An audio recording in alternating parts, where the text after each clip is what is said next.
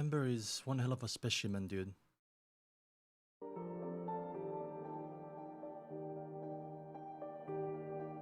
Fember is one hell of a specimen. Jesus. Wait, did the live just start for you? I went live like 1 minute ago. What? I was yapping to myself. I was saying Fember is a washed up bum. He really is. He's a bum. How's the music, guys? I know, same 5 songs, I know, but I like it. Can't hear me, bruh? Jesus. Wait, did the live just start for you? I went live like 1 minute ago. Okay, I'm already being trolled. Anyway, we're not gonna waste any time today. We're gonna read out of chapters. Because we have been, you know, messing around recently. This is good, Mika.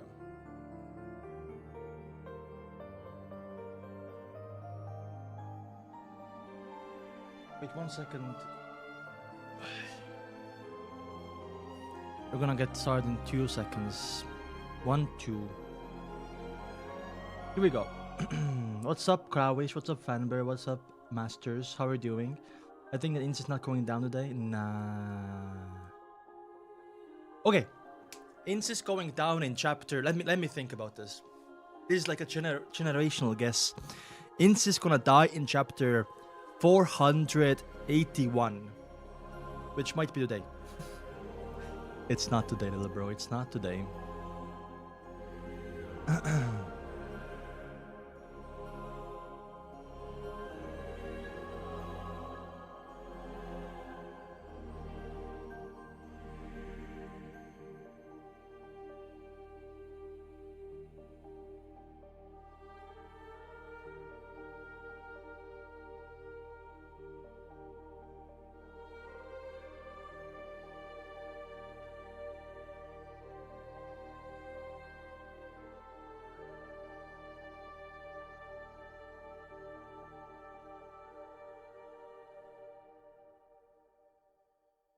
I feel like we're gonna see Leonard soon, not gonna lie.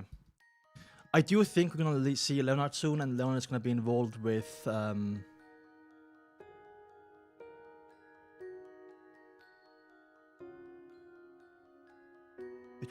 what is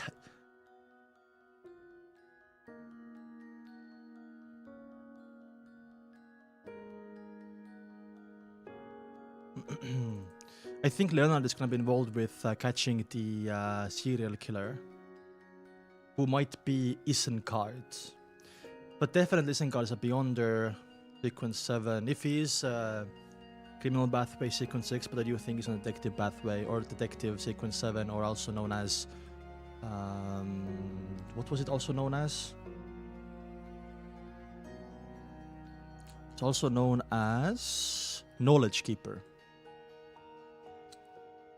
Okay, so we are also inside of not Kaputski, the other guy. Other ski.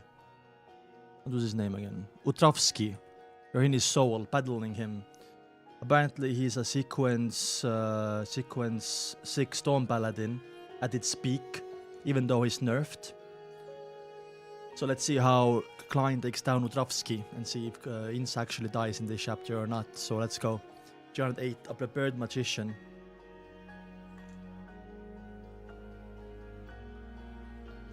Remind me to like change chapter numbers, by the way. I've been lobotomized recently, so that's why everything is so scuffed, I guess. Anyway. What the fuck happened? When Klein looked down again, he could no longer see the strange candle wrapped in human skin. Instead, a faint, slightly sweet scent kept lingering around his nose. Ignoring the Bishop Udrovsky's body that was lying down in a pool of his own blood, he took out his matchbox and lit one matchstick. The blood on the ground disappeared as soon as the spark was produced and the messy church hall became tidy again. The Karangshuan, like pig? I never seen this used word in a serious context, by the way. What's up, Yua? How are you doing? Udrovsky slowly got up, looked down on Klein and said with a twisted face, "It actually didn't have any effect." It actually didn't have any effect. It's no wonder that you'll dare to accept this task. However, this is your misfortune. I didn't actually want to kill you. As he spoke, the candlelight on both sides of the cathedral began to flicker visibly. The entire hall suddenly brightened, but it was mild and not blinding. It was as if the morning sun had just come in. The invisible spirit quickly vanished, and Klein, without a word, through the match, flexed his cheeks. Flexed his cheeks. Oh my god. Through the match, flexed his cheeks and simulated a sound. Pang! His face cheeks, by the way. An invisible air bullet shot out and struck Bishop Udrovsky's heavily in the chest, producing a resounding sound. However, the giant bishop at some point equipped a set of silver armor that covered his entire body. It included countless breastplates and a helmet. Yeah, because tall paladin and like spawning armor, right? What's up, username? You just missed Klein flexing his cheeks. At that moment, a spiderweb-like crack appeared on the silver metal at his chest, but it didn't completely shatter. It even began to slowly recover. Pang, pang, pang. Klein produced a series of sounds, creating 2 air bullets that followed one after another, sending them towards the enemy chest in a bid to completely destroy the enemy's defenses with a continuous barrage of attacks. However, we saw that Bishop Udrovsky's hand was heavy was a heavy white greatsword, looking as if it was condensed from light. Oh, because Dawn Paladin, like, right? Taking the sword, like, whoa, that's so sick though. Using it, he deftly blocked the 2 air bullets, producing 2 sounds which were almost impossible to distinguish. Creak! Udrovsky took 1 step forward and the cathedral seemed to shake. At the same time, his 2-handed greatsword swept down a Klein, a gesture that looked as if it was going to shatter the building. Before the sword arrived, the wind that it carried would almost cause Klein to lose his balance. Such terrifying power. As his thought flashed through his mind, Klein deftly jumped aside and bent over, ready to roll on the spot. Bang. He's very athletic, right? He hasn't... only thing he has used so far is his like air pistol abilities. I want him like to set him on fire. I think that's the play here. Unless his armor protects from like, you know, fire. Like, he has that fire resistant chest plate, you know what I mean? The 2-handed greatsword in Udrovsky's hand smashed into the ground, shattering the stone slabs and causing cracks to spread rapidly in all directions. Screech! He dragged the greatsword along the ground as he switched from a vertical slash to a horizontal sweep, causing sparks to fly. Oh, that's cool. This move was meant for opponents who loved to roll. Just as Klein was about to hit the ground, the image of himself being struck by the 2-handed greatsword appeared in his mind. Oh, foresight! He quickly swung his arms and reached out with his palms. He lightly pressed and once again leaped in the air. Ooh, aura. He quickly swung his arms and reached out with his palms. Oh, okay, yeah. Slightly... okay, that's cool. I was like trying to mimic the moves Klein was doing, so I understand like the choreography. Whoosh! The resounding wind blew across the dust on the ground, and the terrifying greatsword flattened the nearby pews. However, before Klein got under attack, the giant bishop changed his attack without any pause. 1 strike, 2 strikes, 3 strikes, 5 strikes, 6 strikes, 7 strikes. Udrovsky seemed to possess extremely robust stamina. His unceasing storm-like attacks lasted for dozens of seconds. He used the simplest of sword techniques, slashing vertically, slashing diagonally, sweeping horizontally, thrusting forward and pashing forward to demonstrate what was the most effective and reasonable way to deal the most damage. And the range of the 2-handed greatsword reached a terrifying extent. Klein, yeah, he has a reach on Klein, right? Let me put some battle-ass music, bro. No, I know what to put. Don't worry. You don't have to say anything.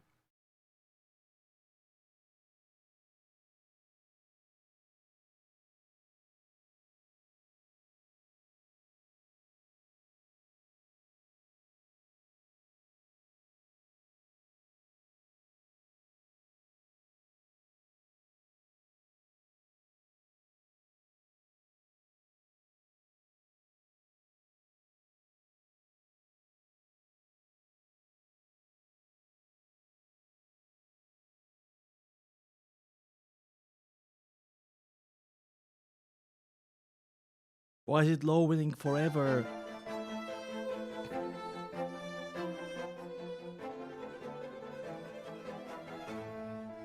He used the simplest of sword techniques, slashing vertically, slashing diagonally, sweeping horizontally, thrusting and rushing forward to demonstrate what was the most effective and reasonable way to deal with most damage, and the range of the two-handed greatsword reached a terrifying extent. Klein jumped, rolled, and ran. He didn't have the opportunity to use his powers and appeared rather pathetic. Oh yeah, because he's only dodging right now.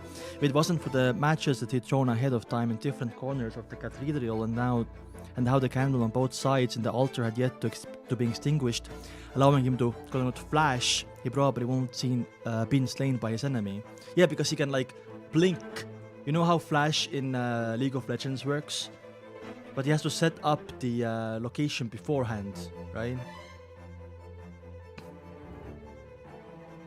As expected of a Beyonder job that's adept at combat, no mistakes, no weakness, Klein didn't panic because of this. Amidst his rolling and dodging, he constantly looked for any flaws that the enemy had, waiting for his attacks to reach a moderate stage. Finally, he discovered a problem with Utravski's sword techniques. The two-handed greatsword was too long and too large. Oh, inside, in close combat, it's gonna hit the fucking wall, right? It's gonna hit the wall. This with this thought flashing in his mind, Klein took advantage of the greatsword's vertical slash to roll forward to the left, and then, with a push of his ball, he quickly rolled to the spot between Otravski's legs.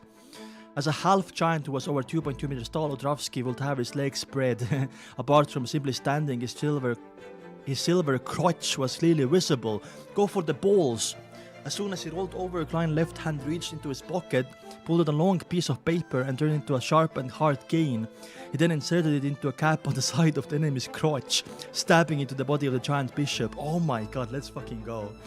This would be a fatal blow, but he has armor, right? However, at this moment his heart trembled. The image of a great sword stabbing down as boundless light forming a terrifying storm engulfed in his entire body appeared in his mind. Oh, don't go for it then, you're gonna get killed. Don't go for that. A trap, Otravski's trap. He spread his legs on purpose so Klein can come and finish him and finish him home, like bait him, right? A trap, Otravski's trap. Klein didn't hesitate. He pressed his right hand down, jumped forward through the gap between the leg of the giant bishop legs and the right behind him. Oh, okay, this is a better plan, I feel like. By the time he finished the set of motions, Otravski was holding the hilt of his sword with both hands, bending his waist and lifting his sword up to thrust straight down into the stone slab in front of him. With a cracking sound, rays of light surged out of the sword's body. Ooh, it's like an AoE attack? Like the reverse ray of dawn, they turned into a hurricane and swept across the surroundings. It is. That's so cool. Like that. Without a sound, the stone slab disappeared from where Klein had been, and the earth beneath it became nearly 10 centimeters thinner. The silver armor on his legs and crotch was also damaged, shattering inch by inch and revealing his skin. Yeah, but we can just make armor, right? So he's just gonna make armor again after it breaks? Like, unlimited armor glitch? His trap was, I'm guessing it takes sort of like, you know, power and like energy and stuff, so maybe he can't do it as a cooldown or something. His trap was to sustain damage in exchange for the death of his enemy. Ah, I see. He's like risking it, right? Oh, that's smart. At this moment, Klein, who had leaped behind Bishop Otravski, finally found an opportunity to counterattack. He twisted his body mid-air, puffed out his cheeks, and stimulated gunshot sounds on the back of his enemy's head. Oh, another bait maybe. Can he make a helmet or something? Can he make a helmet? Is this the bishop of the Earth Mother that's really tall? Yeah, it is. Like this, he went like to execute him. Pang, pang. Two air bullets hit the back of Otravski's head in a quick succession, shattering the silver metal in the area and then splitting it into pieces. He has like a silver here, exposing a completely unprotected area. Weak spot. Klein was about to give him a fatal blow when Otravski suddenly straightened up. He twisted his waist and violently swept the two-handed greatsword backward. Oh! The speed was so fast that the attack was so ferocious that Klein seemed unable to dodge it. However, he pulled out a piece of paper from his pocket and placed it in front of his body. Oh, block it with like the paper puppet, right? Clang, clang. Collision between the sword and the piece of paper produced the sound of metal being struck. The crisp sound of metal striking metal filled the entire cathedral. Oh, it sparks. Klein was sent flying with like a tennis ball. The paper in his hand was torn apart, leaving behind only a tiny piece in between his fingers. In mid-air, he immediately faced with violent and swift pursuit of Wojtowski. The situation was precarious. However, he didn't panic in the slightest and only shook his wrist. The tiny piece of paper flew up and spark rapidly expanded, completely enveloping Klein. The great sword sliced through the ball of fire, but it didn't cause any damage, only creating a small spark. Ah, smart. At the candle on the right side of the cathedral, a faint yellow flame spread out, forming a figure whose face was painted with oil paint. Klein reappeared and pulled out another long strip of paper from his pocket. We see a magician in action, by the way. We were practicing earlier on the zombie, which basically is like practice dummy. And now we are actually fighting a real opponent as a magician. And I love how he can just like appear out of, locations that he set up before. Like this pathway and this sequence takes a lot of planning ahead, right? Like it's a big brain sequence. You have to plan ahead. I'm sure this sequence 6 Stone Paladin is nerfed, but I'm 100% sure that if there's another like sequence 6 Beyonder who maybe has a weak fighting abilities, he might win with like planning ahead and planting and thinking of a really good strategy. He can actually win against a normal sequence 6, I feel like. So Ints, we are coming for you. We are coming for you. Watch out, watch your back, Ints. Klein appeared and pulled out another long strip of paper from his pocket. Pa! With a flick of his wrist, the paper turned into a sturdy whip. Oh! The surface of the whip was even burning with scarlet flames. That's so much aura, dude. Holy shit. Klein lashed out at the giant bishop from a distance. However, his weapon quickly disintegrated under the attacks of two-handed greatswords, and that was precisely Klein's goal. The snap of his fingers, it sent streaks of fire blaring out from the ground, blocking Wojtowski and burning his unprotected legs. I told you, burn! Wait, does his armor have fire rays? But, that spot is, uncovered, so might not have. Dawn armor's recovery was rather slow. As the tongues of fire spread upwards, his legs were charred black, and the crimson color was seeping up his legs. However, this didn't affect the giant bishop's agility. He let out a low growl, like a steam train, that finally accelerated to its highest speed. He charged through the flames and appeared in front of Klein. This speed was unbelievably fast. Soon after, the two-handed greatsword in Wojtowski's hands cracked, turning into spots of light that swept forth in all directions. He's planning this. Almost instantly, Klein fell into a situation of certain death. The matches he kept on him were ignited, and intense flame engulfed him. However, this wasn't as fast as the hurricane of light. Just as his scarlet red flame appeared, it was immediately engulfed. Klein's body was torn asunder, and it was reduced to shreds. But it's a paper clone, right? But they ended up losing their thickness and turned into bits of paper. Behind Wojtowski, a column of scarlet and red flames flared, and Klein stepped out. He took out a matchbox from his pocket. Oh my! I wanna see this fight, man. I wanna see a magician fight in a donghua so bad. Holy fuck! He took out the matchbox from his other pocket and threw it at the enemy as if to ignite all the remaining matches in one go, and through the restraints of the small space created a reliable explosion. The matchbox was aimed at Wojtowski's lower body, which no longer had any protection. Klein raised his right hand and snapped his fingers. At the same time, Bishop Wojtowski jumped up on his back, bent his knees and withdrew his legs. He's trying to defend. Accompanied by the snap of his fingers was an unaffected matchbox, but a loud bang. It was an air bullet that accurately tore open the back of Bishop Wojtowski's head. Holy shit! Which lacked any protection. It was a lethal weapon that had been prepared in advance. His skull split open and blood and white bits, sprouted out. With great difficulty, Wojtowski turned his head around and said in a daze, The matchbox that was riddled with holes caused by the hurricane of light fell to the ground. However, it remained unignited. Klein laughed and replied, I've never said that snapping my finger could only be used to control flames and not shoot out air bullets. Look! He snapped his finger repeatedly, allowing one air bullet after another to hit Wojtowski in the head, shattering his helmet and cracking his head. Holy fuck. You guys enjoying this? Ultravsky stopped breathing and fell heavily to the ground, shaking the cathedral hull slightly. And during the snapped his fingers again. Box of matchboxes on the ground exploded. The box of matches on the ground exploded. Transforming into a scarlet flame that buried Ultravsky's gigantic body. Wow. Full on magician fight. And Klein already making made preparations. And he's using his like magician sequence so good already. That's the thing. When you advanced sequences, you get the knowledge immediately of their abilities. But every person uses those abilities differently, right? It's like Klein has battle IQ. Klein didn't attempt to sense the existence of the candle, but instead he relied on his own clarity of mind to force himself out of the lowest level of his mind.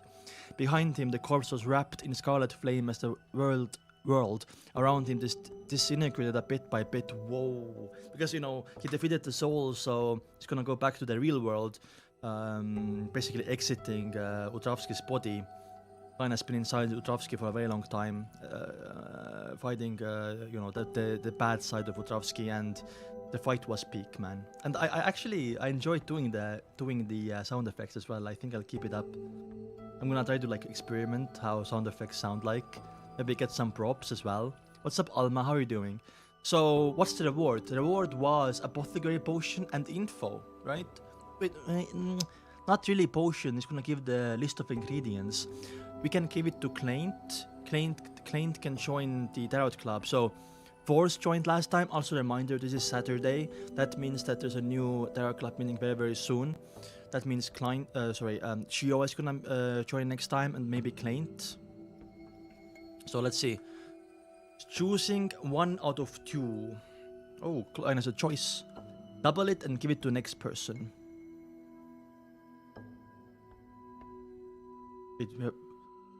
We have 12 viewers. Nobody cares about the Ultravsky fight. Choosing 1 out of 2. Illusory feeling passed and Klein saw the strange candle in his hand again, along with its black wick, like John Wick, black wick and palish white flame. What the fuck is a wick? Let me see.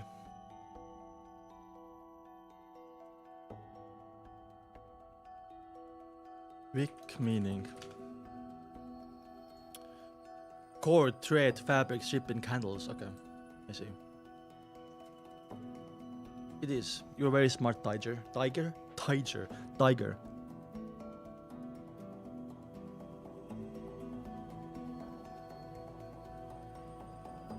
Yeah, exactly, son. I have to look at your name. Sunny. Exactly. I have basically all the characters. Fuck, what did I do? Okay, I have all the characters bookmarked and stuff. So whenever there's a character I don't remember immediately, I'm just gonna control F his name. Also, I can't wait to see Capim again. Capim has been really sus.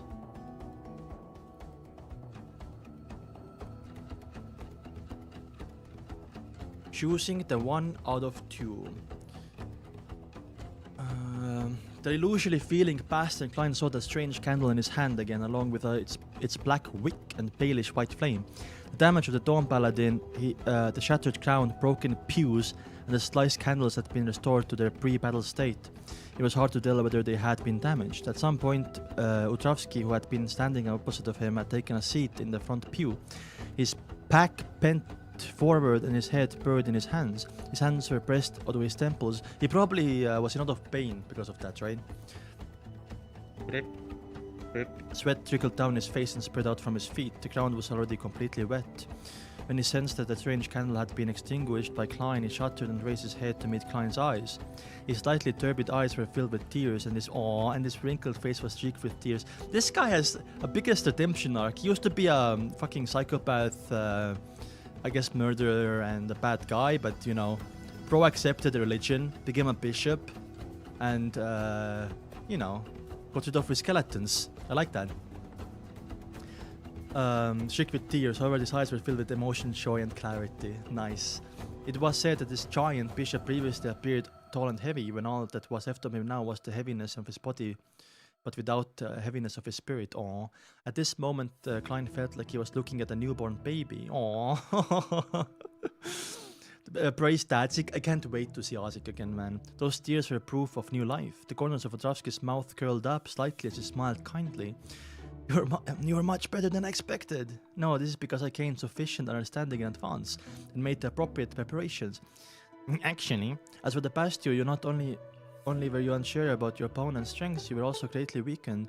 If it were to fight against you in the real world, I will be considering how to escape, Klein calmly replied. Yeah, because the sequence 6 was nerfed. A prepared magician and an unprepared magician are very different concepts. I just said that, by the way.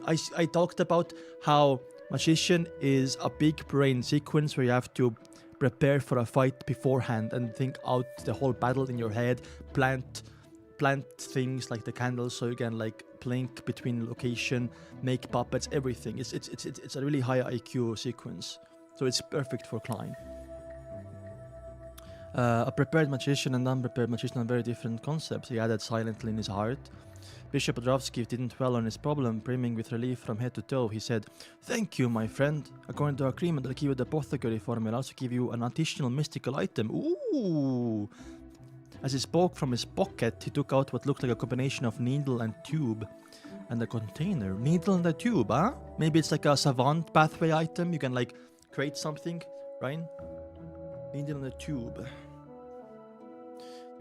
You have two choices. This one is one of two choices. You have. When I got it, I didn't know its name, and I never thought about naming it either. You're able to use it to draw out a tube of blood. Your own blood. At a critical moment, you can transfuse it back into you. That way, your fatigue will disappear. Oh! Your ailments and injuries will be alleviated, and your strength and speed, balance, and other attributes will all be greatly enhanced. It's like a fucking buff. Bishop Adrovsky pointed out the object in his hand. Wait, can you spam it though? Oh, you have to draw out your own blood, so I'm guessing you can't like use it like, 10 times in a fight because you're gonna lose blood, right? Is that a criminal pathway item? Or maybe it's sleepless pathway item. What did you a lot to do with blood? What about its limitation and latent dangers? Let's read more about it. Odrovsky looked at the mysterious patterns of the needle and tube and explained in detail. It's the first item, by the way, needle and tube, because use the needle to like suck out the blood, right? After drawing, I thought like needle and thread, not for blood. After drawing out a tube of blood, you'll be weakened for a full 12 hours. Ah, that's the cooldown. And during those 12 hours, transfusing the blood back into you won't have any effect. Of course, the specific time limit isn't that precise. It increases or decreases according to your body's condition. So you can use it once a day, basically. And the specific time is that... Oh, the song. It increases or decreases according to your body's condition. In addition, the best to use it too often, not more than once a week. Otherwise, not only will the transfusion bring you power, but it will also temporarily make you lose your rationality. In a short period, when you have your blood drawn and turn weak, will become your characteristic. Enough with the battle music. So you can use it once a day basically, but you can't really use it like a lot, because then you get fucked, right? Not only will the transfusion bring you power, but it will also temporarily make you lose your rationality, lose control. In addition to this, it also has a problem. If you carry it around for more than half an hour, you'll become a little neurotic. Oh shit, okay. This item is really good for magician, because magician will prepare for battle beforehand. This is a good item for Klein, right? Because he can like plan it like, oh, he has basically a health potion, right? Fortunately, Bishop Odrovsky didn't previously draw his blood. Otherwise, if the past him can transfuse his blood, my chances of winning would be very, very low. This was first thought he flashed through Klein's mind. Yeah. He frowned and was rather worried about the negative effects of the mystical item. It's very nerfed. What if you use the fog? What if you use the fog? Or what if you reach sequence 5 marionettist, maybe you can use it the person you control and then heal yourself, so you get rid of the weakness effect of it. Like that's the thing with like mystical items, like for example the axe that got Derek got was really good for Derek because it's perma thunder, so he's like passive procs every time or 50%, right? It's like, you know, every item really has a niche, and that's the thing as well that I'm excited about in the MMO is having those mystical items and, you know, figuring out like specific niches for it, right? Because wait, you can correct me if I'm wrong, but you know there are mystical items in Road of Mysteries, right? The video game that's coming out. Regardless of whether it was a temporary loss of rationality, a 12-hour period of weakness, or change in his mental state, these were all hidden dangers. Didn't seem too problematic, but after seeing rampagers and hearing the ravings of an evil god, client believed that Beyonder's mental state was very important. If one mental state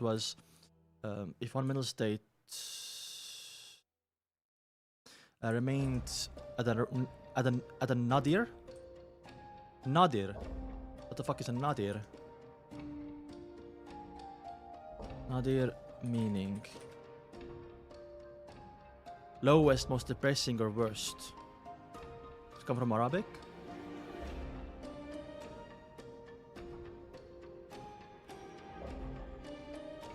I don't know. Maybe.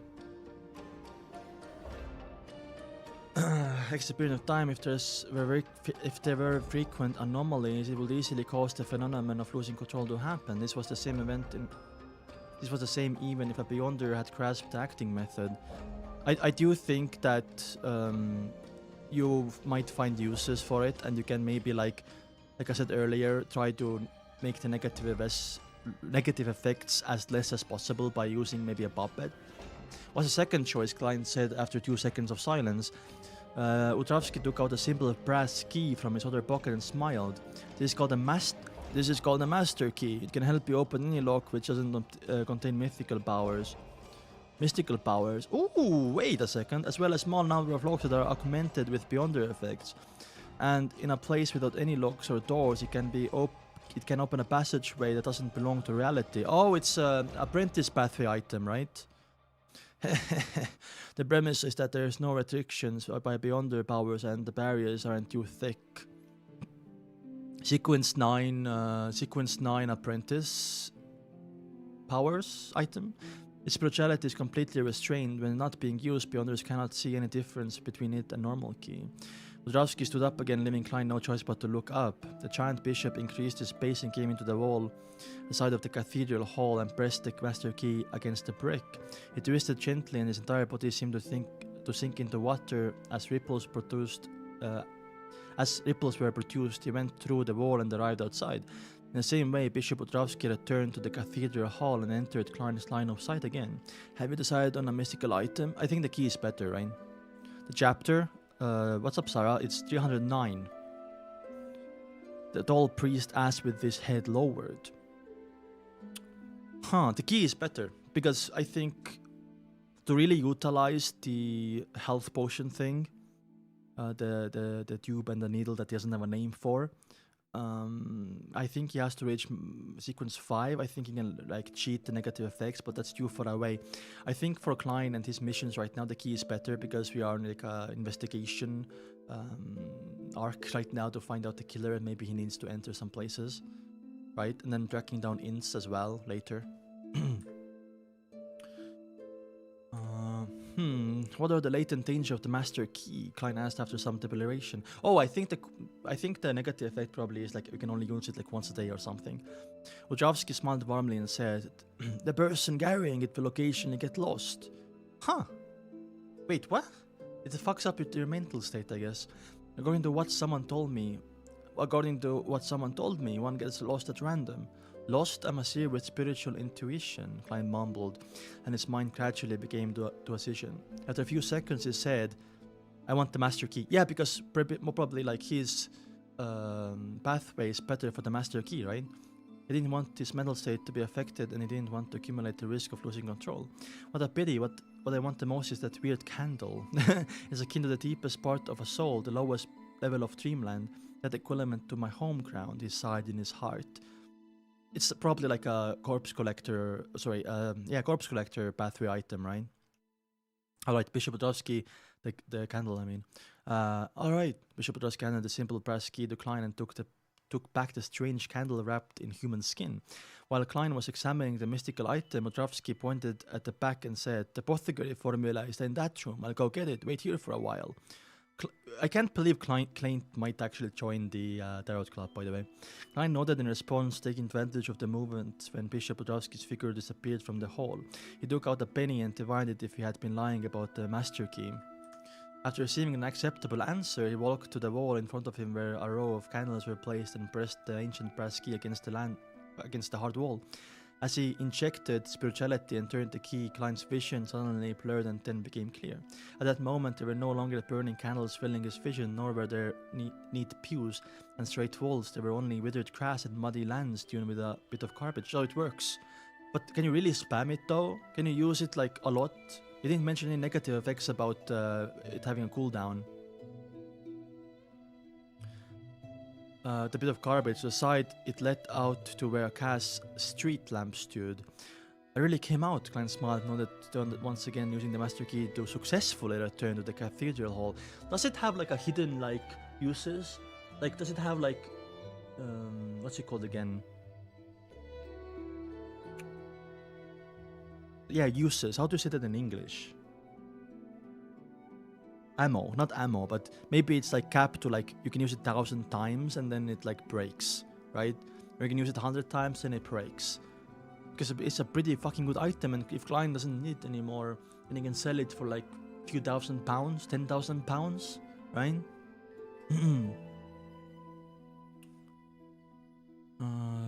After more than 10 seconds of waiting, Odrovsky walked in with heavy footsteps, a roll of yellowish-brown coatskin parchment in hand.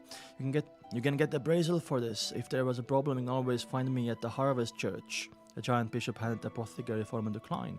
Main ingredients: horn of an adult flying unicorn. That seems like a fucking rare item for a secret sign potion, no? 3 grams of royal jellyfish venom. Crystal. Klein served his case, smiled and replied, "I will confirm its authenticity. For example, the one about the grey fog," he added inwardly. Apothecary potion.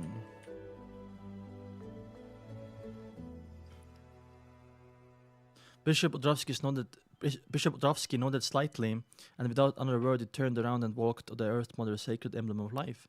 He spread his arms wide and chanted in a low voice, "Thank you, source of life. Praise you, mother of all things." Klein put away the master key and the apothecary formula. After Odrovsky stopped, he said half-jokingly, "Could it be that my visit was arranged by the Earth Mother? Why else would you be thanking her for? Why else would you be thanking her for?" The false believer of the Evernight goddess, Klein, chuckled inwardly. "Yes, everything is arranged by Earth Mother.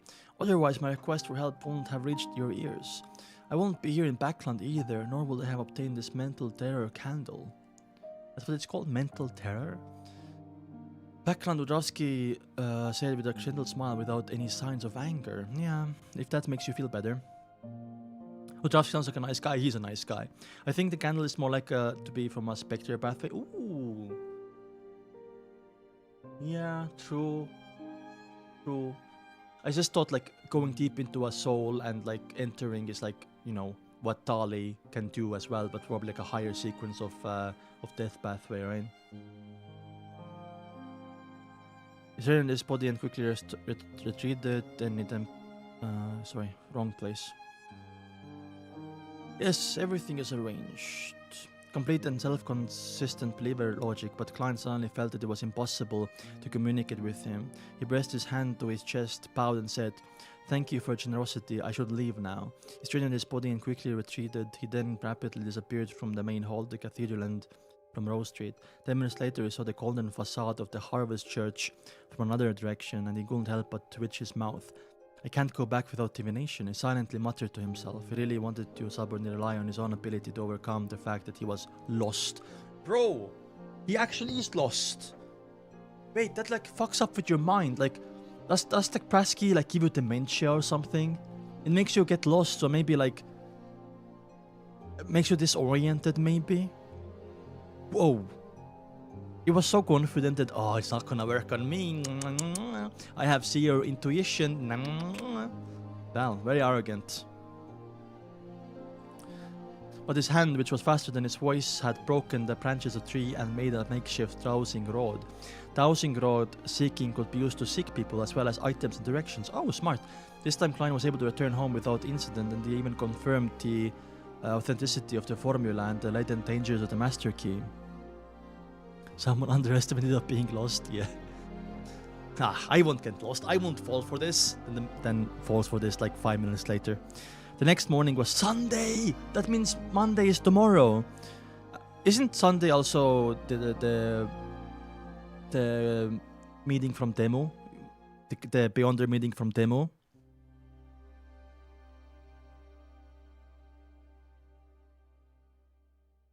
Sorosens, yeah. After waking up, Klein ate breakfast, took out a pen and paper, and wrote the letter to Isengard, asking to seek help from the police to confirm the current status of the new suspects. As for the serial murder case from 4 years ago, back then the targets were single prostitutes with a child. I'm guessing that's the same serial killer who's trying to advance right now. But it's someone really experienced and smart, so I don't think it's someone from the Aurora Order. I guess maybe it is from the Blood Sanctify sect, because it's their like pathway, but I don't think we have run into him yet. Maybe it's someone from the Diddy Club. What's it called? What's the club called again? The Clubhouse? Someone from there that we have met. It might be someone like who I met before though. Capim is one of these people I might think that might be the person responsible. The business tycoon. Who else? I'm suspecting Isengard. We 100% know, or like I think 100% is a Beyonder knowledge keeper or whatever. But maybe he's pretending to be a detective. Let's keep reading. After folding the letter and stuffing it in an envelope, Klein put on a black stamp which was 1 penny in denomination. Putting on his clothes, he took his hat and cane and they walked out to his house to post a letter at the mailbox at the end of the street. Then he saw Mrs. Stellin. Oh, I love Stellin. Good landlady. And her husband, Mr. Luke. What if it's Jürgen? Jürgen has been right in our face, and Jürgen knows the law. Jürgen is a smart fucking guy. What if the serial killer is Jürgen? Mr. Luke dressed to the nines. Ooh, a rental carriage was stopped by their door. Good morning. Why are you attending a banquet so early in the morning? Klein asked with some surprise. Luke chuckled and said, it's not really a banquet, it's more like us helping out. Mrs. Stellin raised her chin slightly and added, Mary has successfully entered the National Atmospheric Pollution Council. There will be a grand ball tonight and we have to help out in advance. Mr. Mary's wish has been fulfilled. Impressive. Klein sighed and said with a smile, please pass on my congratulations to Mrs. Mary for me. Luke Sammer nodded and said, you haven't read this morning's paper, have you? All the members of the National Atmospheric Pollution Council have been published. The chairman of the council is Sir Tures Shaw, and the first secretary is Mr. Hibbert Hall. Oh, Sir Tures Shaw is a new name. Hibbert Hall, isn't he the previous CEO of that company that Mary's husband was working for? Hibbert Hall. I don't think I have written his name down. Yeah, I haven't. Okay. Let's see. National Atmospheric Pollution Council, so NAPC. NAPC. I'm gonna say that instead, the full thing, because it's hard. Anyway, very cool little fight and interaction with Udravsky. I like that guy a lot. I feel like, you know, it's not the last time we're gonna see him. We're going back to the NAPC storyline with Mary and her husband. Little like detective geek we had in the beginning when Klein came here. I think that company might be a little bit corrupted, I feel like. Because we know the smog is rampant, and I'm like that they're trying to fix the smog. But I don't trust the smog, man. I just don't trust the smog, right? It's all the fucking factories. Are they actually gonna contain it? Anyway, also I'm excited to see if the relationship between Intis and Loan Kingdom is gonna get worse, because I predict a war soon. Anyway, let's jump into it. me run an ad. Because I'm greedy. Okay. Sir Tews Shaw, Mr. Hibbert Hall, who... Wait, Hall? Like Audrey Hall? Audrey's uncle? Wait, Hall? Audrey's uncle? Audrey's older brother? No. Hibbert is such a fucking old person's name, by the way. Who are they? I don't know them at all. Acting as though he had no doubts, Klein said... I mean, Hall is a very common name, by the way. Klein said half jokingly. Let's hope that they can bring blue skies and sunshine back to Backland. Yes, although burning in your own fireplace is everyone freedom and is right granted by the law, blue skies and sunshine are more desirable things, Luke Summer, and member of the Suit Reduction Association, sighed with emotion and pointed to the hired carriage. We should go. Mary, Orangeville needs some help. Stelling added, feigning a level of restraint. There might be members of parliament coming to the banquet from the Backland district or from the kingdom. I can imagine the grandeur of this banquet, Klein flattered politely and watched the scammers board the carriage and leave. By the way, brother? There's no way Audrey has a brother called Hibbert. What else, like Bartholomew? Like, what the fuck? Hibbert. Okay, I'm sorry if your name is Hibbert. Don't exist. By the way, you're not watching me. That's a crazy ass name. Anyway, by the way, Sterling just said to flex. I'm just saying. Sterling just said that there are gonna be members of parliament just to flex. Sterling fucking loves flexing, dude.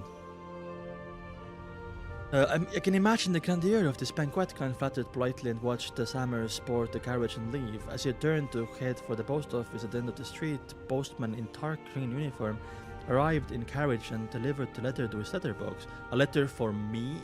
Maybe from the journalist? Klein pulled out a bunch of keys and casually chose the one that was simple and had brass collar. Oh, kacha! The master key easily opened the letterbox. I mean, I don't think you should just spam the key, man. I think it has durability. It has like 1,000 uses, it's gonna like crumble to dust or something, you know what I mean? I just need to have this key on me in the future, Klein mumbled as he took out a newspaper he had subscribed to and a letter. The letter was from Isengard Staten. Okay. He had also looked through the old and unsolved serial murders yesterday and had picked out the most suspicious ones. Also, mail on Sunday? Who has mail on Sunday? And after obtaining a preliminary confirmation from the police department about the present circumstances of the suspects, he had written to Klein, Kassala and other private detectives that were interested in this angle to share his findings. It included the 2 cases that Klein had focused on. Great detective minds think alike. The letter I wrote just now was for nothing, Klein joked before returning to the living room. Yeah, true. There's a stream. Hello. According to you missed the first magician fight. It was so peak. According to Isengard, random murder cases of people who were returned had resulted in large number of suspects, but the suspect had never been narrowed down. After so many years, it was very difficult, almost hopeless, to try to find a new clue. Also, you guys forgot to remind me about changing the number, because I'm a washed-up streamer.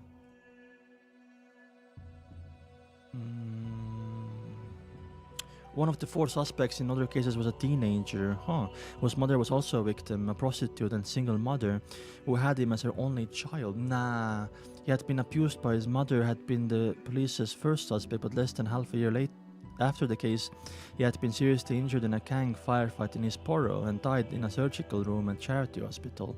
His body was cremated with people bearing witness before being buried in the cemetery. As such, it was impossible for him to be connected to the current serial killer. Interesting. I don't think it's him. Because how many victims were there?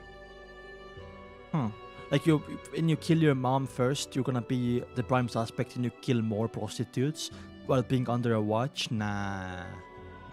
Maybe mom was his last victim? If you hadn't been cremated, I definitely would have dug up and grave to verify it. Why couldn't that Beyonder verify it though? Why will the Beyonder from, like, I don't know, Nighthawks or whatever verify it? Klein, who had once come back from the dead, seriously considered the possibility of the other party coming back from the dead. Yeah. Of the remaining 3 suspects, one had removed several items one had moved several times in the past few years. The police had lost track of the situation and needed more time to find him. One had gone through bankruptcy and moved to East Borough from North Borough, while the other was still running a grocery store at the same street. Okay. Any of them sound like Capim? I took out a fresh sheet of paper, described the situation, and then asked the recipients. Someone had a bankruptcy before, right?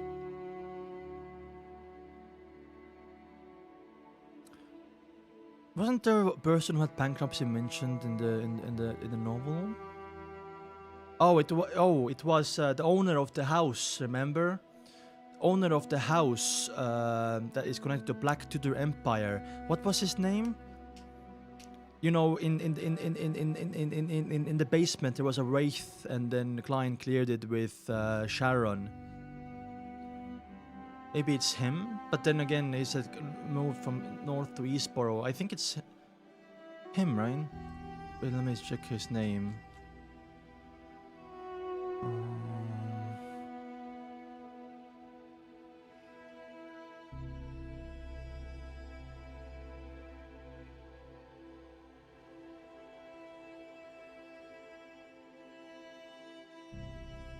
Millet Carter was the old gentleman. Oh, Hibbert Hall. Wait. Audrey's elder brother, Hibbert Hall, swallowed the grilled mushrooms in his mouth and expressed his opinion. Hibbert Hall is Audrey's brother, by the way. Do you know why I didn't find it in church? Because I didn't highlight the H of Hibbert.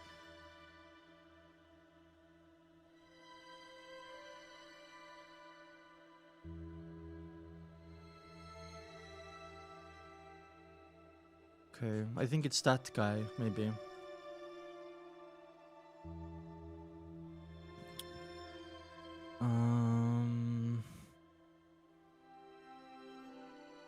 But less than a half year, I don't know, his body was cremated. The killer was still running a grocery store in the Eastborough. Okay, so, but that guy does not run a grocery store though. Okay, Klein took a fresh sheet of paper, described the situation, then asked the recipient to observe the two suspects with specific addresses in secret. He emphasized the killers of serial murderers are all cruel, brutal, and very aggressive. Please be careful, do not get too close to them, act as if you are an ordinary neighbor observing them.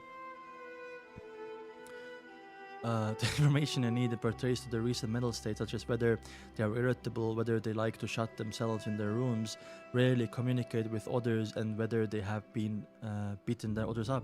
So also the information they got from the son. After each kill, the devil would eat the victim's organs according to the ritual and stay in bloodthirsty maniac state until a new victims appeared. So how does he keep away from public eye if he's like appears like mental, like insane? I wonder.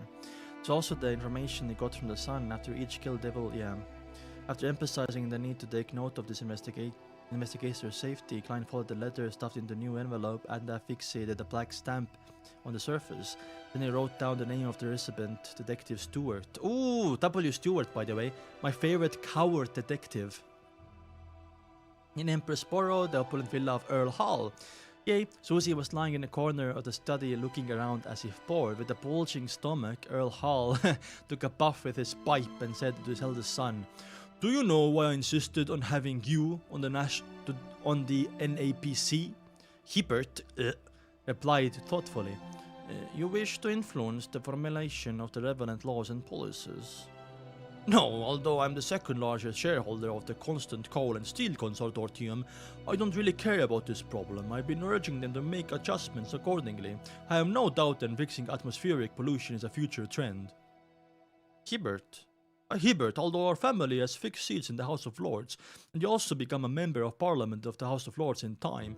I hate nepotism. So why do some nobles have more influence than others when they are members of Parliament of the House of Lords? Notwithstanding the Speaker and other people with special statuses. Because money. Hibbert thought for a moment before saying, the title of nobility, wealth, commercial status, and as well as the relationship between the government and the army. That's only part of it. In addition to one's own ability to handle matters, people will always rely on those with rich experience and those who have participated in many similar matters. In the future, if you wish to have any achievement in politics, in addition to inheriting a seat, We also need to try our best at participating in various matters and display the corresponding capabilities. Gradually, your activity will catch the eye of the various members of parliament. They will slowly find you trustworthy, and that will be the source of your influence. Look at the current situation of the nobles in the interest. I love politics, by the way, so I like to read about the politics of Lower Kingdom, which right now is complete ass, by the way. Look at the current situation in the nobles of Interest Republic, Hibbert. You should understand that with the passage of time and development of society, the obvious privileges will be weakened. Good. And one's title will become less and less important. Good. Just as title of honor and the position and influence of business world is what you should pay attention to. Obviously, the natural going from feudalism to capitalism, right? Earl Hall explained it in detail. What if you encounter something you aren't good at? Hibbert muttered to himself. Then pretend that you can handle it. Don't worry about wasting money from professional teams because they afford to like lose money, right? From professional teams, listen to their opinions and make decisions. Everyone has a lot of areas that they aren't good at. Only money is faceted. Earl Hall gave words of advice. Hibbert replied in enlightenment. I see, father. At this moment, Susie, who was by the side, yawned in port. When it was all over, she slipped into Audrey's art studio, repeated everything she had heard, and finally muttered, I have no idea what they were talking about. I'm just a dog. Audrey listened to her thoughtfully, then she said with a faint smile, they were discussing a good thing that involves reducing the pungent smell you smell. True? Pungent smell you smell, by the way. Very ambiguous English sentence, by the way. Is that so? Susie asked without fully comprehending, and Audrey didn't answer a thought and something else.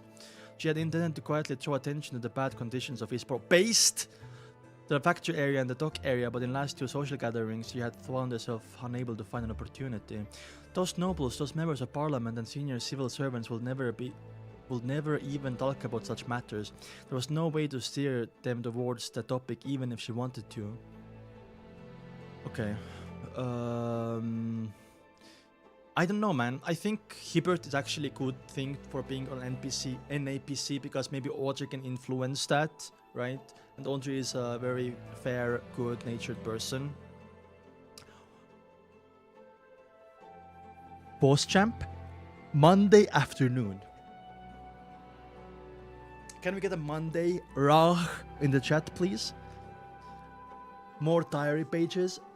First time seeing Force in Doubt Club. Maybe Gio is gonna join. It's gonna be absolute cinema. Absolute cinema. On Monday afternoon, Klein returned to 15 Min Street from the Kuala Club. Oh, Kuala, yeah, the Titty Club.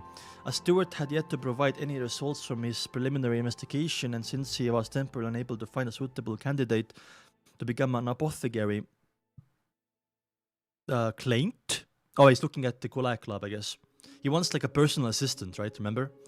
I had nothing to do yesterday and today, therefore I simply went to the Kuala Club to practice his shooting, read, and get some real food. Imagine it's gonna be Stuart or something. Oh no. In the process, he got to know many other members of the club. This is the lifeblood of future and business opportunities, Klein sighed with emotion. Took 4 steps counterclockwise and bent above the grey fog. He went about his preparation step by step, first conjuring the fake world, familiarizing himself with the control of the all-black eye, and then he sent a message to the sun that the gathering was about to begin. Let's fucking go. After all of that was done, Klein waited for 3 o'clock to arrive, then he reached out to touch the corresponding crimson star and established a firm connection. The magician had their own illusory star as well. The magician, by the way, if you haven't read this for some reason, is Force's tarot card. I thought she's gonna pick the moon. But no, it was the magician. Wait, what? Under the pretext of concentrating on her writings, War's fall sent Gio away, and for a moment she was dazzled by the sudden rush of grey fog. In a blink of an eye, she found herself above the mysterious and serene grey fog. I think Audrey's gonna recognize Force, right? And this Force gonna recognize Audrey. She was inside a majestic palace. In front of her was an ancient model bronze table. Surrounding the table were one blurry figure after another. One figure after another? One figure after another. Are these gathering members Mr. Fool spoke of? Force felt that the members of the secret gathering were all very, very powerful beyonders. Except for me, she thought without confidence and full of fear. Let's fucking go, Force. However, looking at another perspective, since I can't join this gathering as a Sequence 9, the other members might not necessarily be very strong. The requirement for this gathering is obviously not about strength, but for some other reason. The members has managed to establish a connection with Mr. Fool. Force quickly rejected her first judgment and relaxed a little. Exactly. At the same time, Audrey also discovered that there was a new person at today's gathering. It's a woman! It's a woman! Is it your Force? Has she passed the examination, or is it someone else? Audrey nearly forgot to greet Mr. Fool in her bid to take a closer look at the features of the new member. No matter how blurry the figure was, she could only still see her hair color, silhouette, her accent, and her verbal tics. Miss Magician? Yay! I know, right? Miss Magician. I must also take note at the very beginning, Mr. Hanged Man had managed to identify me as a noble. As a noble from my special pronunciation of certain words. Yeah, like, what's it called again? Like pronounced.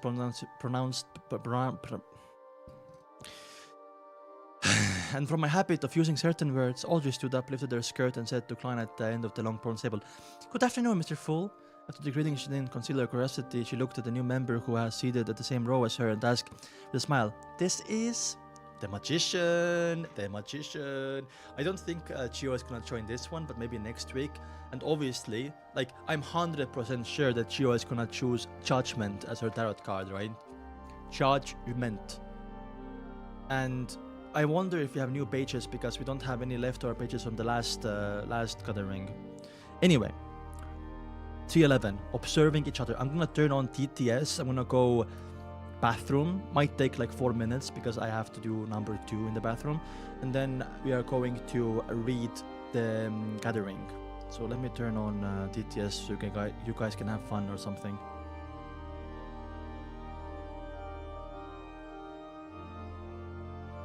At YUSERNAAE said thinking face emoji, thinking face emoji. At XS Fanber Skresher 92 said no. At XS Fanber Skresher 92 said annoying don't ass type then, TTS you again. idiot.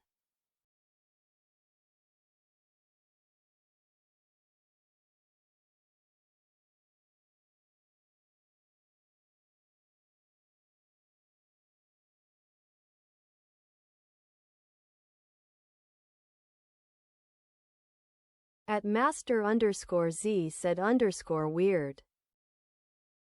At YUSERNAAE said thinking face emoji, thinking face emoji. At tiger_Biju said thinks TTS is annoying, proceeds to TTS.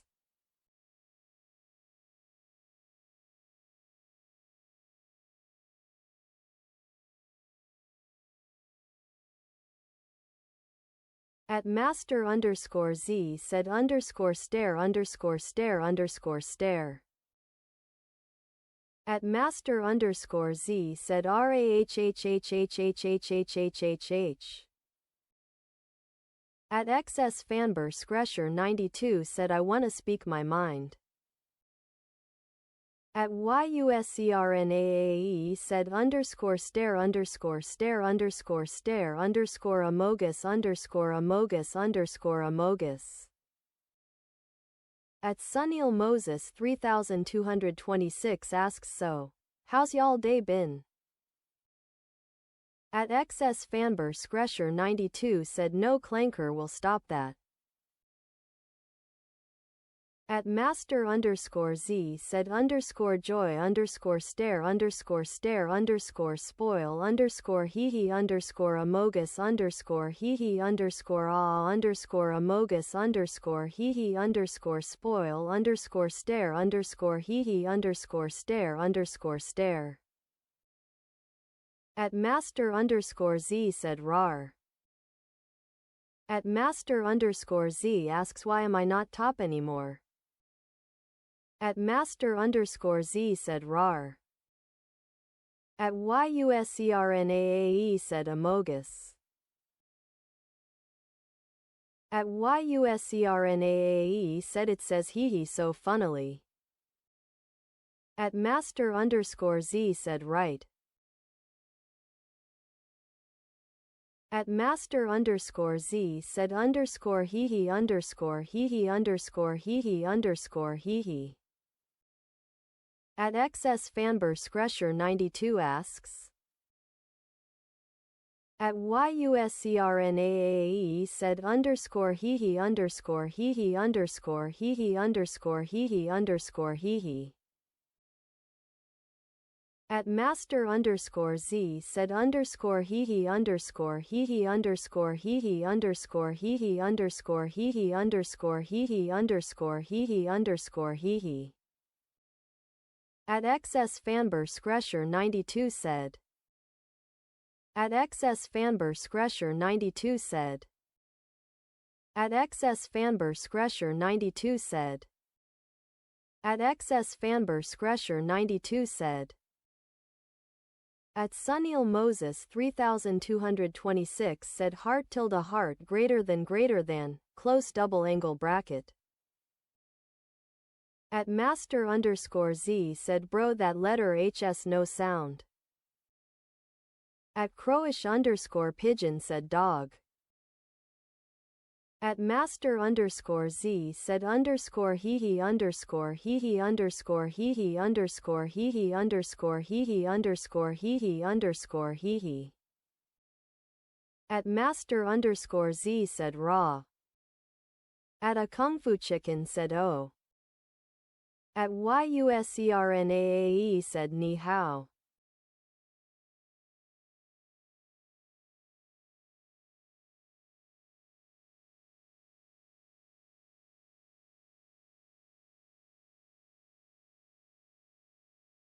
At crowish underscore pigeon said somethgbgilfa square root is greater than or equal to pi logical and not equal less than or equal nabla partial differential.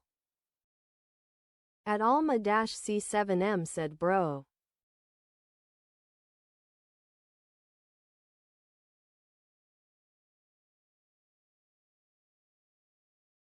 At a kung fu chicken said hidden sage dies this chapter, BTW.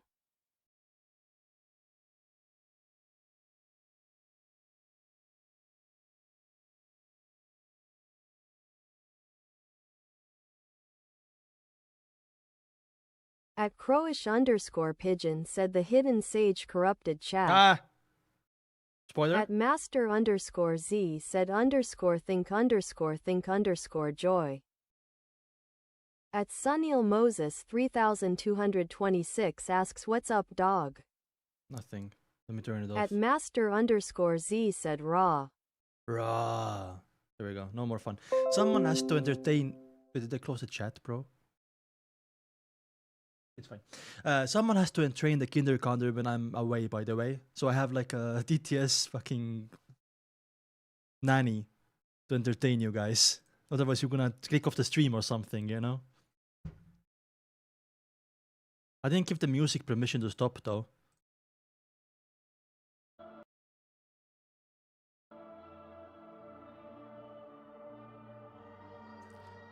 Observing each other. So just gonna clock its force immediately, right?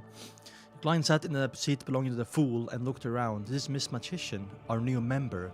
Then he looked at Force and introduced the rest to her. This is Miss Justice and Mrs. Hanged Man.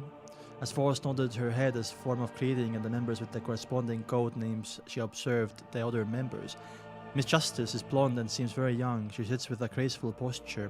Mr. Hanged Man has dark blue hair and messy as seaweeds. That's funny, actually. Oh my god.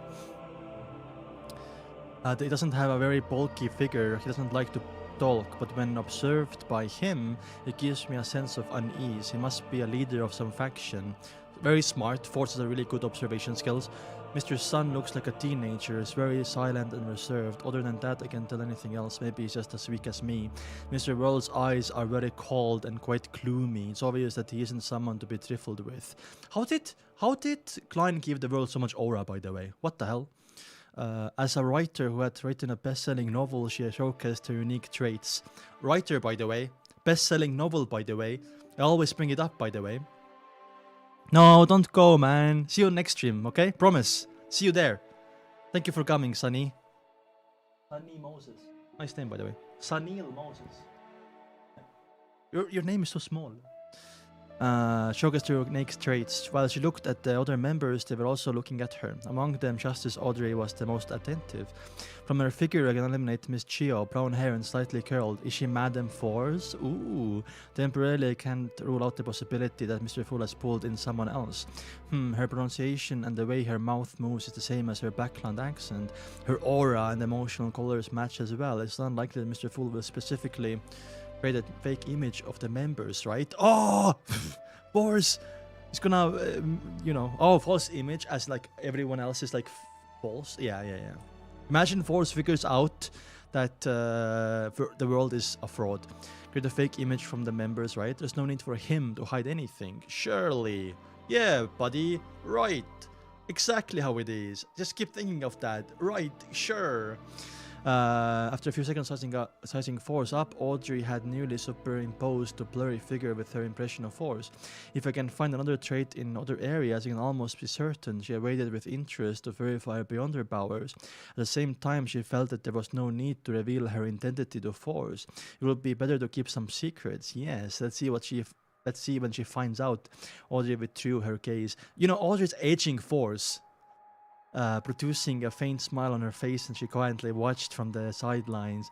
At that moment, since there were no new Roselle Star entries. Oh, no new entries! The worst meeting of all time. No new entries, man. I wanna see the Timoness taste good, or whatever he said, man. The taste of Timoness is not bad, or whatever he said. There's no pages. Oh man. Where was it? At the time, she felt there was no need to reveal her identity. At that moment, since there were no new Roselle diary pages, Klein controlled the world and said, I want to know about the Devil and Guardian sequences. He was certain that the son knew the details of Sequence 6 Devil because he had previously mentioned Devil studies. Ordered to not expose the fact that he was investigating a series of murders, she had deliberately added the Sequence 5 Guardian of the God of Combat pathway, also known as the Giant pathway. It was the mainstream path for Beyonder in the City of Silver, so it was impossible for the son to go unaware of it. Interesting. Very, very interesting, by the way. He's trying to like wink wink. The real diaries are the friends he made along the way.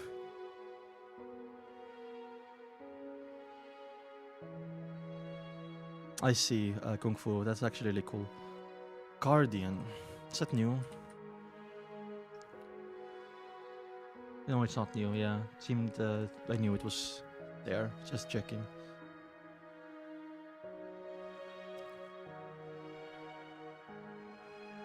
As for the corresponding Sequence 9 Warrior, Sequence 8 Pugilist, Sequence 7 Weapon Master, Klein had long since learned of the details on the Nighthawk's confidential information. As for information regarding Sequence 6 Dawn Paladin, he had just learned of its information from Bishop Udravsky. Therefore, the only thing that he could ask and be willing to pay a price for without wasting money was Sequence 5 Guardian. We are Guardians. The real diaries that Demoness were tasted along the way. We are Guardians, but also miserable wretches. How could I forget? I was double checking, Masters. You're throwing me under the bus. I didn't forget. I was double checking.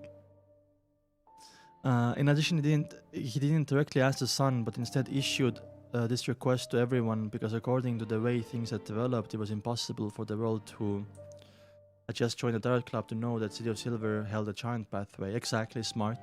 It's just the Devil sequence I know a little about. Olger, who had some standing in the Church of Storms, interjected. Bro, who asked you, Olger?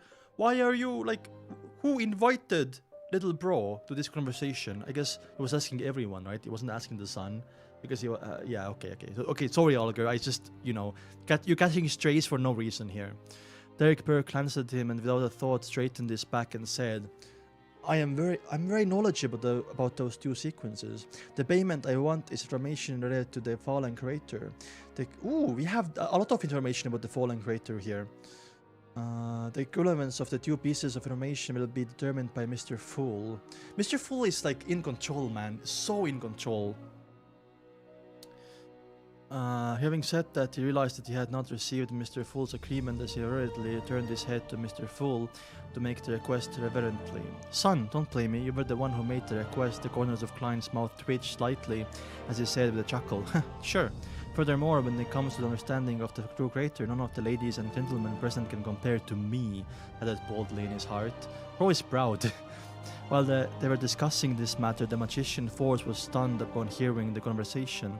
Devil sequence, the devil pathway? Which sequence number is it? What is the guardian pathway? Which sequence number is it? Yeah, Force is like immediately near, and bro, I feel bad for him. Overwhelming info, right? Because it's like she missed out on so many meetings. Wait, is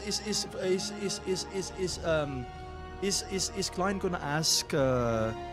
Yeah, Glenn's gonna ask Force for diary pages as well, and because she's a writer, by the way, he always mentions that. I think it's very easy for her to maybe like gain those diary pages because maybe he has like inner circles of like authors and stuff like that. Very interesting. What is the Guardian Pathway? Which sequence number is it? I never heard of it. Fallen Crater? The True Crater? God, they're actually exchanging information regarding the True Creator. That deity is known as the most ancient and powerful existence amongst the deities. What kind of organization did I join? After receiving a positive reply from the Fool, the world said without any hesitation, deal. I request a private exchange. I really want to hear it, however, I need to be frugal for the time being. There are still 2 more months until the new year. Endure it, Audrey. Audrey blinked her eyes, reluctantly withdrawing her gaze from the sun. By the way, going back to like Claint joining the Terra Club as well, like when we give Claint the potion, but I don't think it's gonna be Claint because Klein wants someone, I'm guessing, a bore, someone who doesn't have a big social status as well, so that person can aid Klein. But also the positive effect of like recruiting Claint is that Claint is gonna be another like money cow, right? It's like Audrey is a money cow. We have another money cow, right? Claint is very rich. Has billions of pounds, maybe not that many, millions of pounds, millions. Their sight, vision, and spirituality were then shielded by Klein. The word quickly lowered his head and wrote on a conjured sheet of paper his own understanding of the true creator, including standard likeness such as the hanged giant and the eye behind the shadow curtains, including the information that members of the Aurora Order believed that this evil god was the original creator of everything.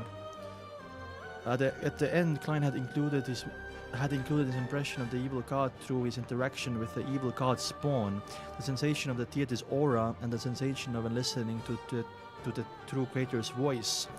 Fallen, twisted, bloody, crazy, evil. Then, as Mr. Fool gave a comment, this piece of information is slightly more valuable than the information regarding the devil and the guardian sequences. Oh my god. Fucking Klein with the assist, man. He's haggling. I don't like. Klein has so much. Is like has everyone in a chokehold. Bro has everyone chained up here, man. But different isn't that huge. Thank you, Mr. Fool. Derek innocently received the piece of coat skin and read through it carefully a few times. The thing he was most concerned about was that the true creator was known as the creator of everything. I mean, original creator, true creator. There might be a myth that the true creator was actually. Maybe there's a story going on that the true creator is the original creator who lost control, right? But the original creator shouldn't be part of any pathway though. That will kind of make sense though. Thank you, Mr. Fool. There's that fallen crazy. Derek repeated those words, vaguely able to see the dark tragedy that had engulfed everyone in the City of Silver for more than 2,000 years. Did the Lord not abandon us? It's just that he had gone mad? Yeah, that's what I meant. Like, I don't like original creator. There's a myth of creation where the goddess came from the eye of the creator, which it's kind of a myth because we know that every single god is a beyonder, right? So like path of divinity and people becoming gods through raising to sequence 0. But what if the original creator was also from a pathway? But then again, like, the world didn't exist back then though. But okay, I'm gonna write down 1 second. If you say cooking, guys, okay, you can joke about cooking. 59, the fallen Crater is the original.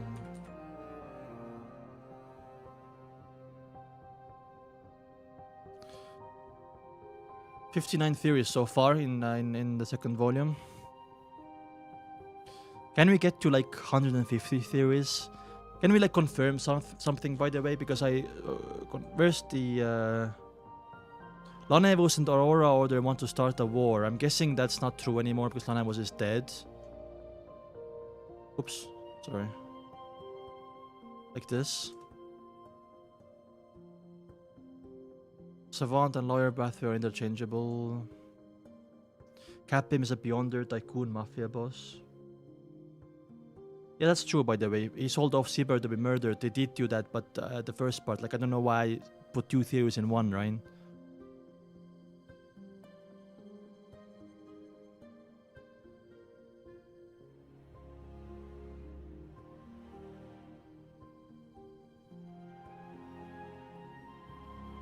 The moon, that was wrong. I wanna see Leonard soon, man.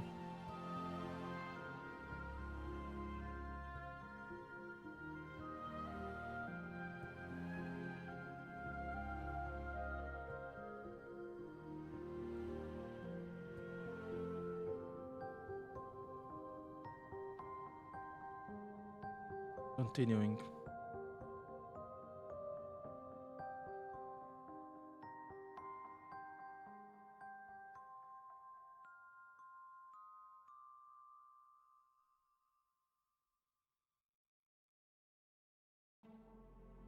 What the fuck's happening, guys?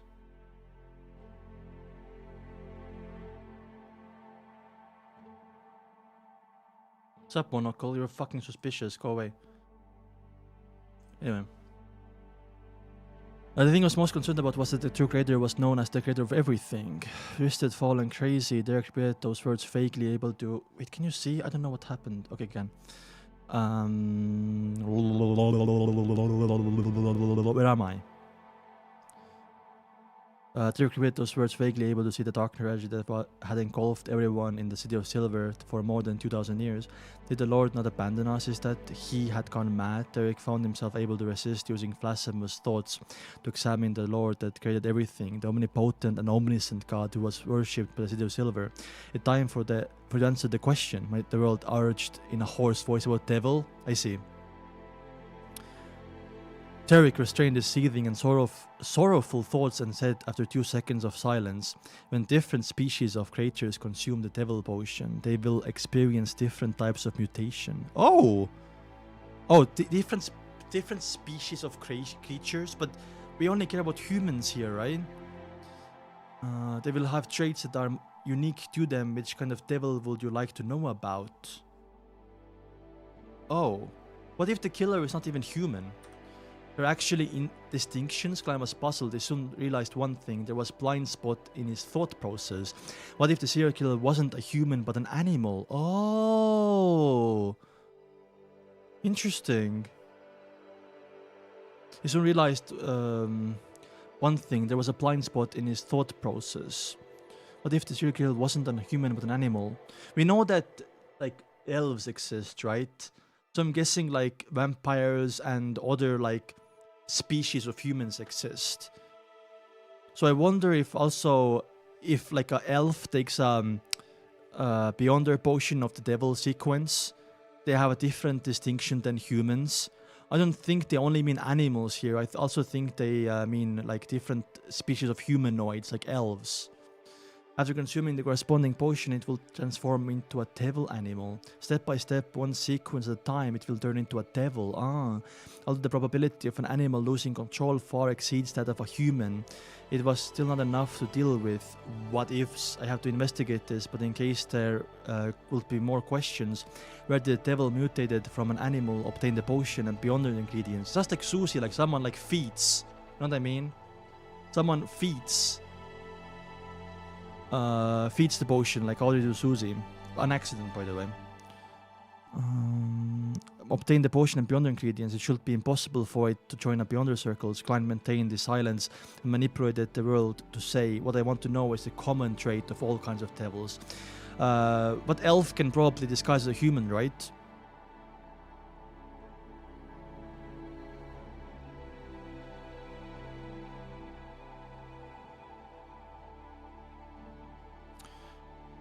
Derek recollected and organized his knowledge before saying, the most frightening thing about the devil is that you can cause a lethal damage to it in a very short period of time and take action to put that into practice. Then you can sense, notice, and grasp where the danger comes from and who it came from, and then selectively kill or seek revenge on them. Oh, interesting, yeah. You basically, like, you choose a target, and then you basically are really strong on that target, and you know everything about them, right?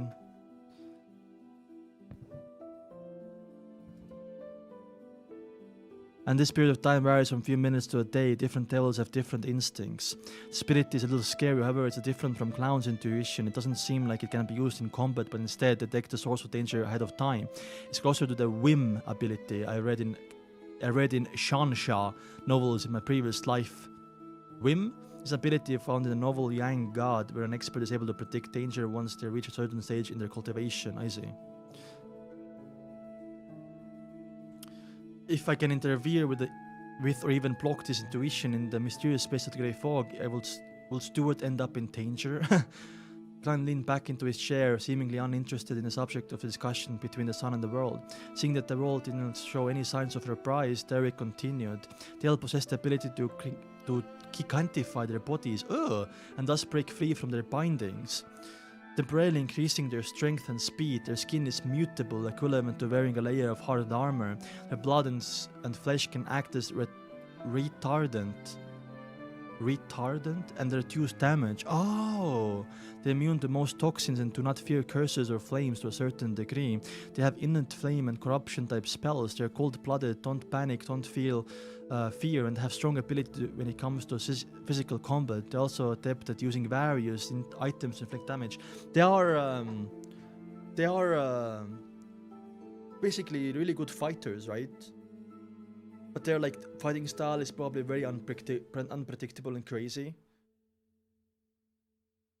They are basically like, they're devils, yeah. Also they can gigantify. How long for? How many times? Once a day?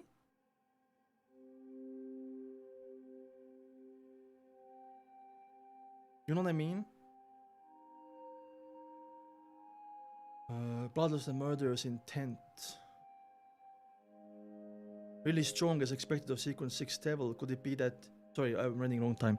The greatest weakness is that they tend to lose control. Even if they don't, they will often display cold-blooded and cruel madness, being easily controlled by desires such as bloodlust and murderous intent. But it has to be a really strong-minded beyonder or a person to choose this pathway. But I kind of have a theory about this pathway. Like, I feel like they are kind of like slaves. I feel like maybe there's like, you know, let's take Capim for example. He has his little slaves that he gives devil potions to, and they basically work for him. Because right now it's like too hard to not lose control. And he needs like, and you know, so many people lose control here.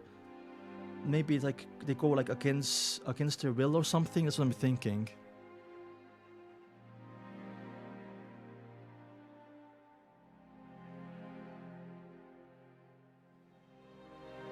What is chat doing? What guy? Did someone come and drop boilers?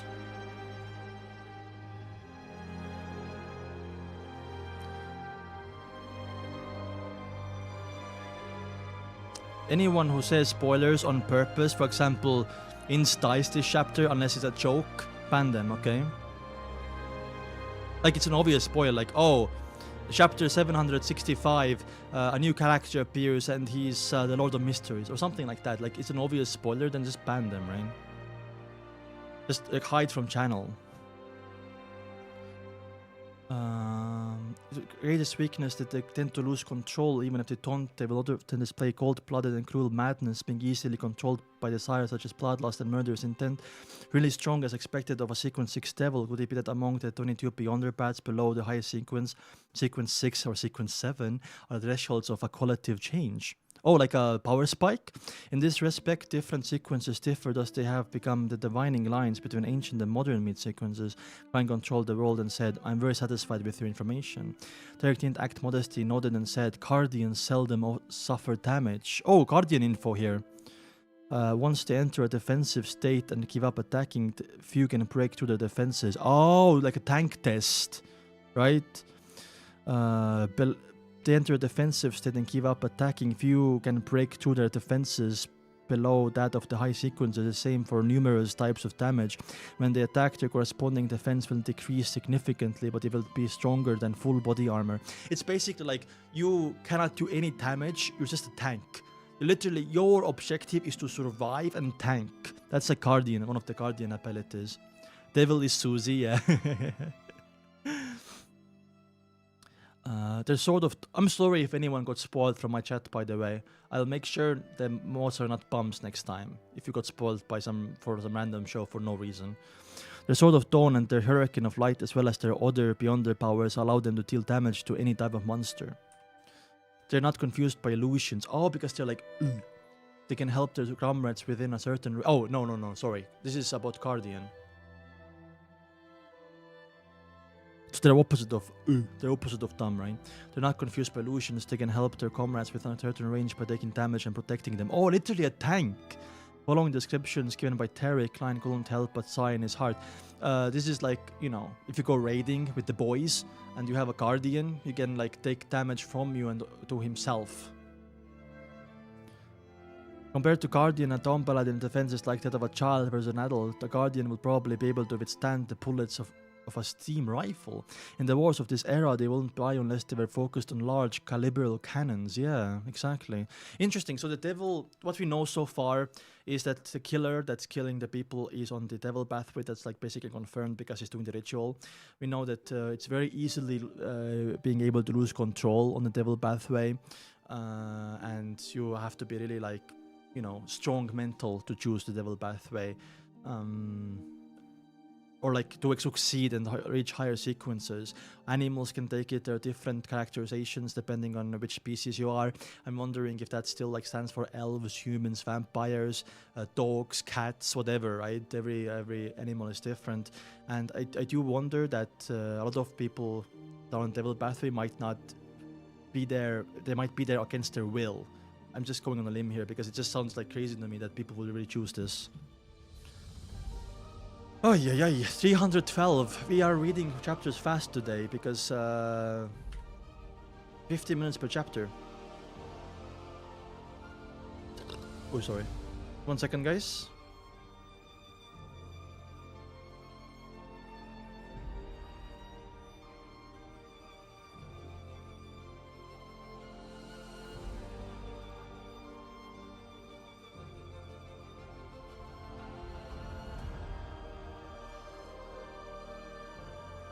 The last few streams I've been like a little bit scuffed and slow reading because we go on those like rant theories and stuff like that. That's and like make up shitty theories, but I feel like today has been really good.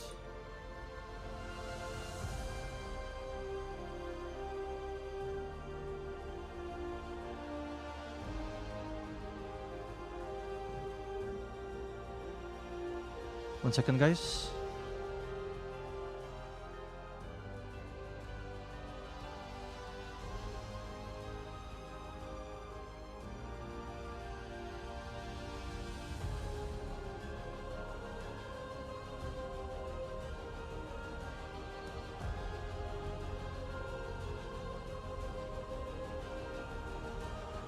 I'm checking something.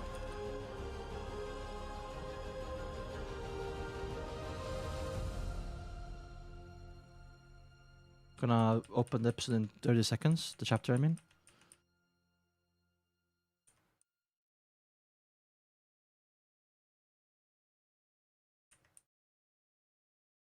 Okay. Undo, are you... Thinks therefore he is. Maybe the reason you choose it because they don't know how bad it gets late. For example, most people who choose assassin don't know they turn to witches. True, actually, you're right. You're true, actually, yeah. But you know, if you choose criminal, you are just if you choose criminal, you're kind of I don't know, kind of sus if you choose criminal, right? Find your files. Yeah, I leaked my history, so I was going and see what I leaked. I was afraid I leaked undo files there for a second. Yeah. Anyway, 312. A failed disguise. Criminal is worse than devil. It's the same thing, brah. Clash Royale log official. Is that the guy who spoiled earlier? Seems weird.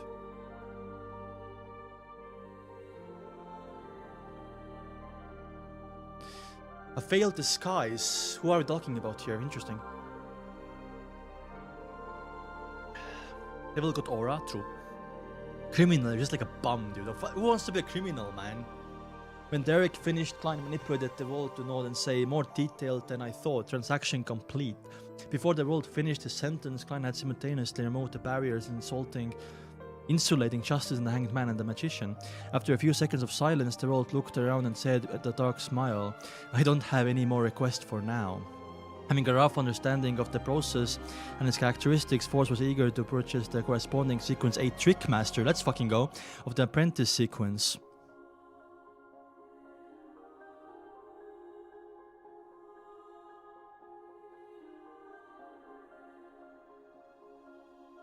Okay, Gung Fu Chicken, like, they, like, basically, what happens to the devil, right? When someone hunts them and finds out about them, they get notified, like an intuition, like purposely harm them. Yeah, okay, I got it, but yeah, okay, gotcha. Anyway, people can explain, don't worry. After a few seconds of silence, the world looked around and said with a dark smile, I don't have any more requests for now. Having a rough understanding of the process and its characteristics, Force was eager to purchase the corresponding sequence 8 Trickmaster of the apprentice sequence. She clearly remembered that Mr. Fool had said the reason she was troubled by the full moon was due to her low natural order of life, and that the pain would increase with the rise of her sequence. This made Force eager to obtain the next formula because it gets better. However, it would expose the beyonder path where I'm from. When everyone becomes familiar with each other, everyone knows their pathway except for the world, right? With each other and knows... I mean, they don't know that, Fool is on the seer pathway either. Exposure will become less of a serious matter. However, for the next few gatherings, I have concealed that so members of the gathering won't be able to identify the real me. After thinking calmly for a moment, Force said, I wish to obtain the formula of apothecary and trickmaster. I will pay in cash. Smart, by the way. Oh my god, he's gonna give the apothecary potion to Clint. Holy.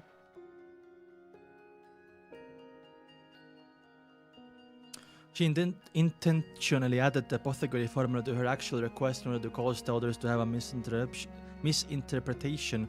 If any members of the gathering really had the formula, she could still take it. She could sell it at a higher price to Viscount Clint. Oh my god, flipping is merching. Viscount, by the way, that's how you pronounce it, who has been longing for this formula for a long time. In any case, she definitely won't suffer a loss because of this and might even make a huge profit. As for money, Force wasn't... Clint, our new money cow. As for money, Force wasn't short of it for a time being. Not only were the royalties of her best-selling book, by the way, writer, by the way, entering into her account over time, it was accumulating to quite a sizable amount. Nice, W. Furthermore, passive income. She was also had additional income streams such as the £650 she had received from Miss Audrey in the Chilangos and Intis Ambassador Bakerland cases. Borgio, she spent more than £200 to compensate the families of the two deceased which were involved in the Lanevos case. I wonder if Miss Audrey would pay her when things clear up. The note with Mr. Fool's honorary name on it was found in the bookcase of Viscount Clint's house. Could it be that one of his ancestors was a member of this gathering? No. Is this a gathering that has been held regularly for decades, if not centuries? Force's thoughts were suddenly a little distracted. Audrey planted it there, that's why. Bay Biggie? Yeah, Bay Biggie. Calling Clint a Biggie, by the way. Biggie is actually amazing idea, username.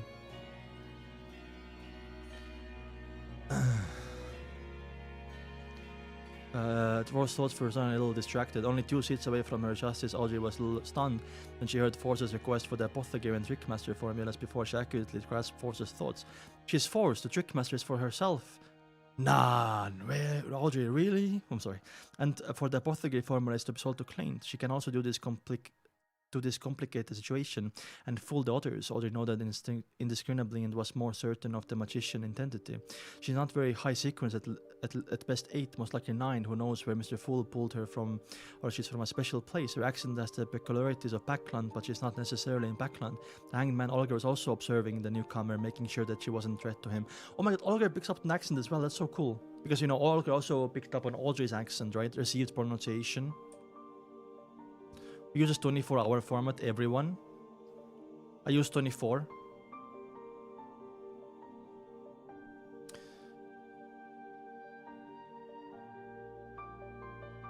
The son Derek didn't... by the way, Kung Fu Chicken, thank you for explaining. Don't be afraid to explain. Penber is just, you know, a rage baiter when he says don't explain. Son Derek didn't think too much about it. He was just trying to guess whether Miss Transition belonged to the city of Silver or if she was from the world where Miss Justice and others lived. Klein cast a look at pity at Miss Magician, not expecting much from her attempt to conceal her identity. When you meet a telepathist who is very familiar with you, you might not be able to conceal your true thoughts even if you know the other party's ability to beforehand and are on guard against it. What's more, you didn't even know anything. The fool Klein sighed in his heart for Miss Magician. At the same time, he controlled the world and said hoarsely, I have the apothecary formula, 230 pounds. Good. By the way, Force is gonna sell it. It's gonna give one. Force has money for that. Force can pay right now, by the way. And then gonna sell it to Clint for £1,000. Fucking merchant.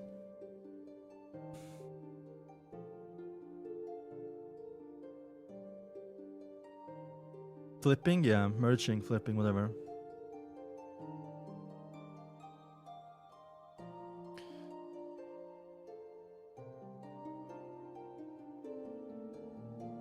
Yeah, I know, understand, Ton. But, by the way, you guys think I'm entertaining you. You guys think I'm entertaining you. This goes both ways. I'm reading the novel and chat is entertaining me. You are here to entertain me, and I'm here to entertain you. It's a mutual relationship. So I can read chat if I want to, right? I can discuss with you. I can make jokes. I can like laugh at your jokes. It's a mutual relationship. Understand? You are my entertainers. I have the apothecary formula, 230 pounds. As for the Trickmaster formula, I'll do my best to find it, but I can't guarantee success. There was no contradiction between exchanging the apothecary formula for money and using it to groom a useful helper. They could be run in conjunction, so Klein made the world speak first, as not to be intercepted by the hanging man of the sun. As for the formula for Trickmaster, he only had some ideas. That's very smart, by the way, from the Fool. You're new, Sarah?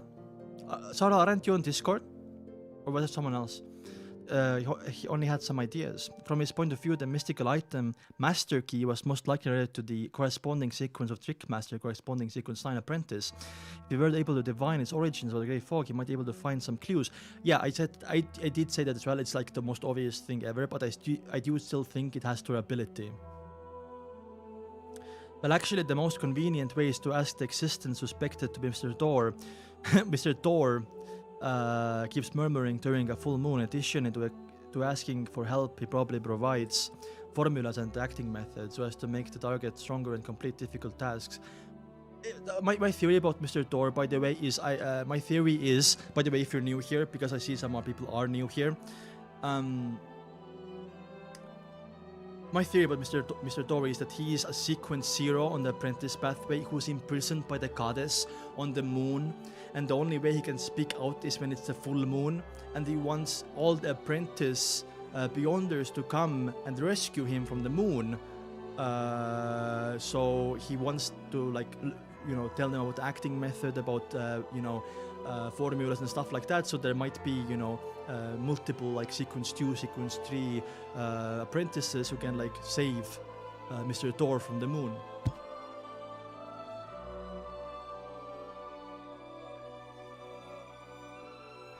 Oh, by the way, oh my god, my Discord link has so much aura, by the way. My Discord link is literally Eindu. Look. Sorry, I'm getting distracted, but sorry. Because people have been boosting.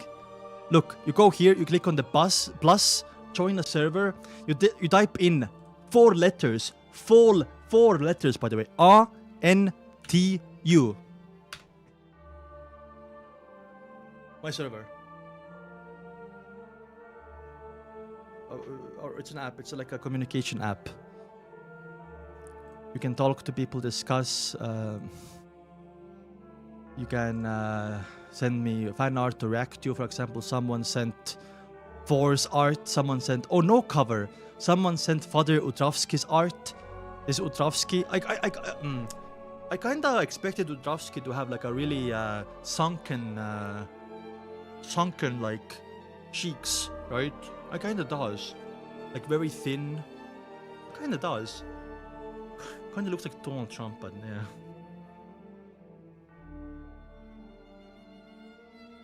Thank you, Hedgeva.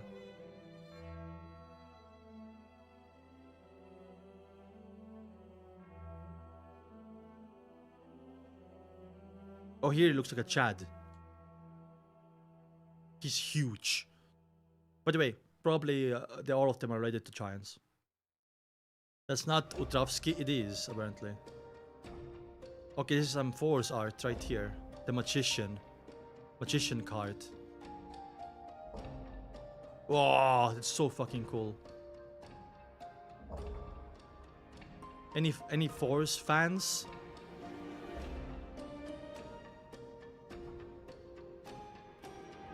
It's like a cute chippy art, right? Is that the moon? Is that the door? It's maybe probably just a tarot card, right? Oh, she has the bracelet here as well.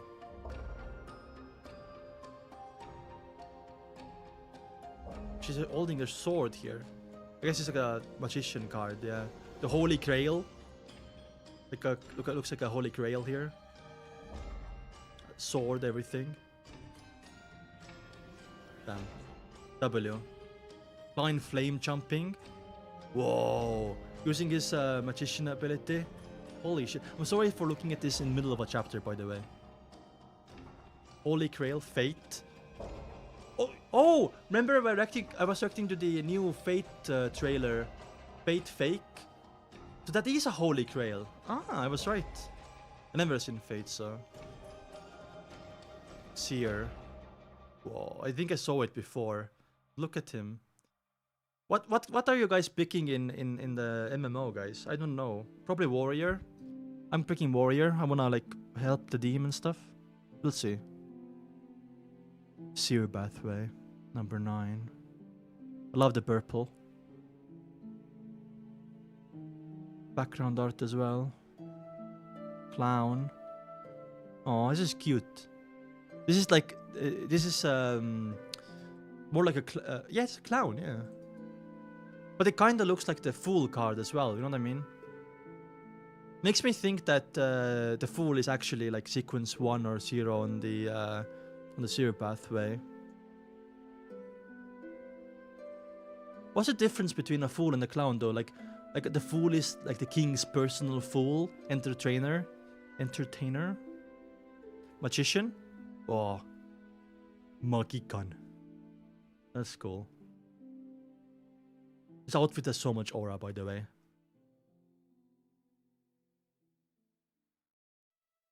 Alfrentis.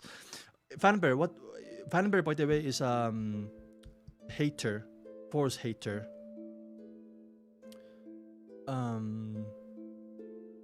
And he's forced to pick Apprentice Pathway in the game. Wow. Anyway, we're gonna look at it more after we're done with this chapter. I'm sorry for pausing in the middle of Tarot Club. For the apothecary formula, I plan to buy it now. Sorry. Formulas and acting methods so as to make the target stronger and complete difficult tasks. Unfortunately, before target is strong, they can't even hear their aimings.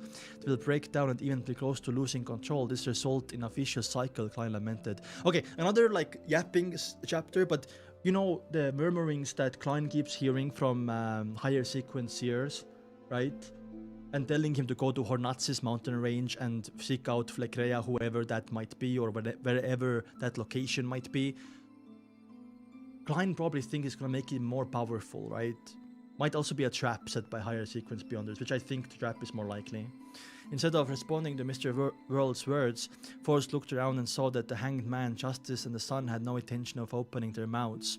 It was obvious that they didn't know the apothecary and trickmaster formulas.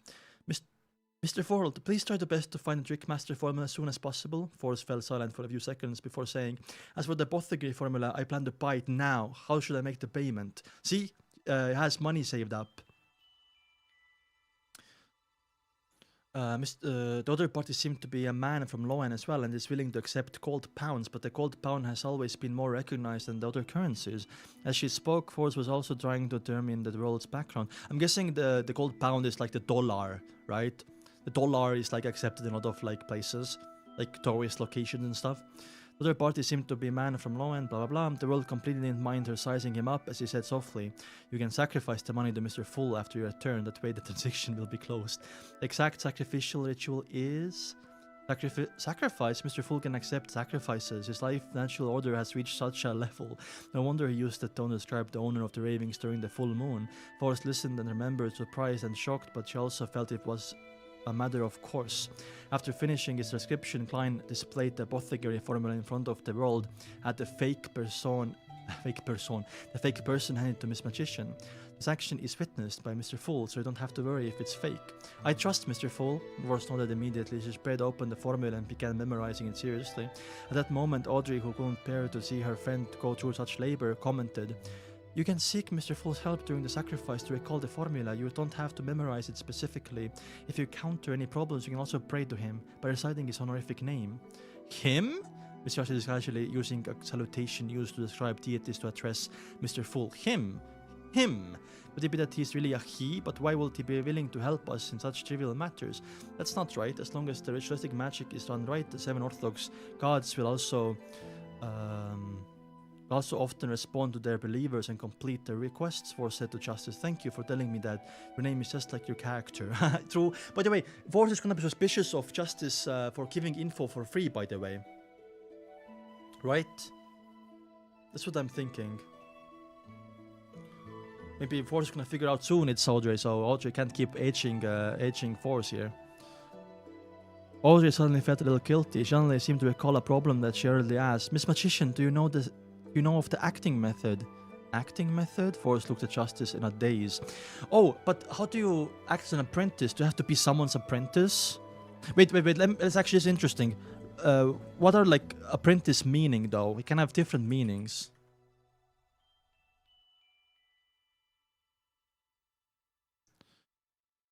Apprentice is a person learning to trade a skill throughout the job. Okay.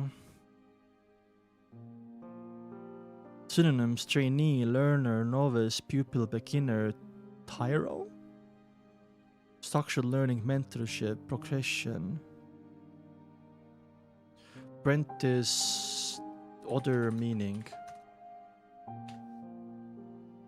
Apprentice is primarily a trainee. What the fuck is a tyro?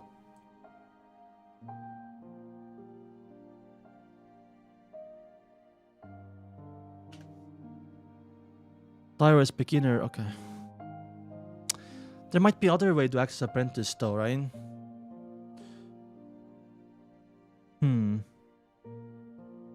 Is the game out? You wish, guys, you wish. I guess maybe try to be apprentice to the door, but you know, she can't even listen to anything. Apprentice, like to be a Shio's side, not side bitch, sorry, sidekick. Is that how you can be an apprentice, maybe? She soon discovered that the other members, such as the Sun and the Hanged Man, had no additional reaction to the term. Clearly they knew what it meant. Oh, or maybe, do you know how to act? Also, always ask for help. Ask for directions. Ask, like, oh, am I doing this correctly? Am I supposed to do that? Am I doing that?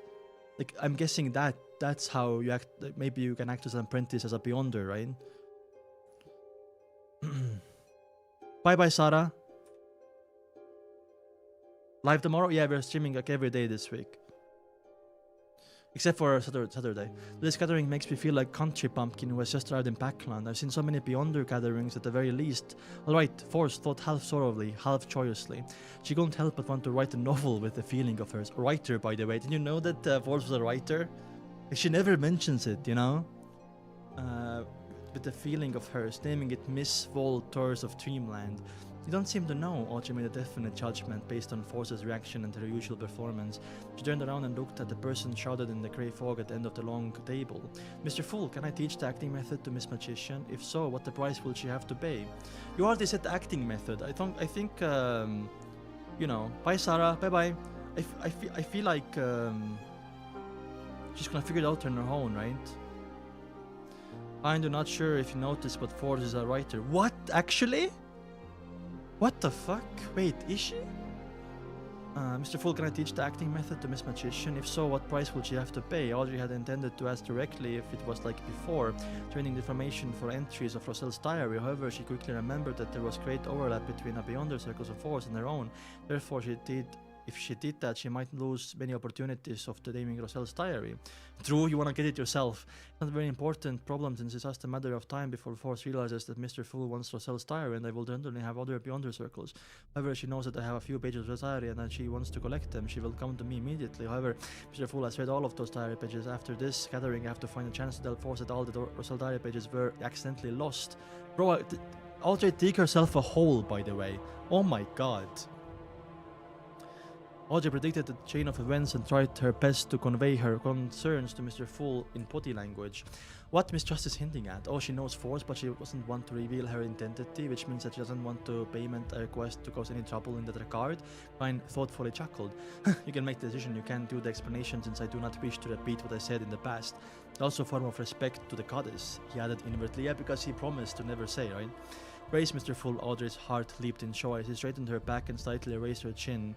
She had to look at Force in a different manner as she said, the acting method is method to speed up the mastery of potion and minimize the risk of losing control. Do you want to know about it? There's such a method? For real? Mr. Fool is such a lofty figure, so he definitely won't lie about such a small matter. Force widened her somewhat languid eyes, pursed his lips and said yes. Force is a man confirmed, because what do you mean he's? I saw an X. Found the guy who says X. Okay, so this is obviously like a mistyped here. Lips and said yes. As long as one was Beyonder, there was no way they wouldn't wish to learn similar methods. Force suddenly felt thrilled. Audrey thought carefully and said, there are two requirements. One, without the permission of Mr. Fool, you are not to teach the acting method to others. The second is you pay £200. That's nothing for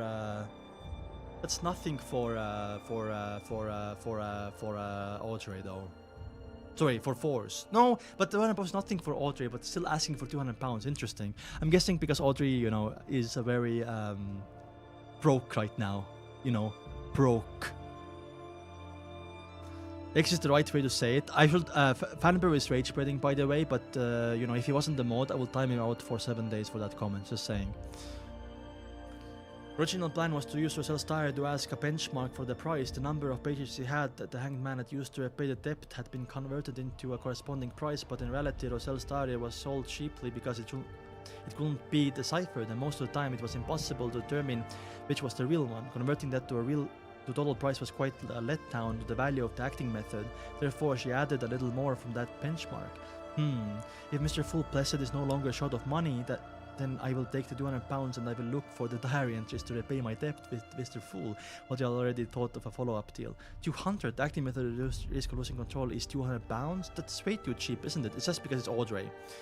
Worrying that Justice would go back to her word, she surprised and happy Force said without hesitation, deal! After she finished speaking, she felt her heart pain for the money. She felt that her bank balance was decreasing at a speed that was visible to the naked eye. Yeah, you spend most of your money in one meeting, guys. Last time used Twitter but got humbled by some dudes. Humbled by some charts, probably. It's Twitter, man. Say Twitter. Tadzik and... what?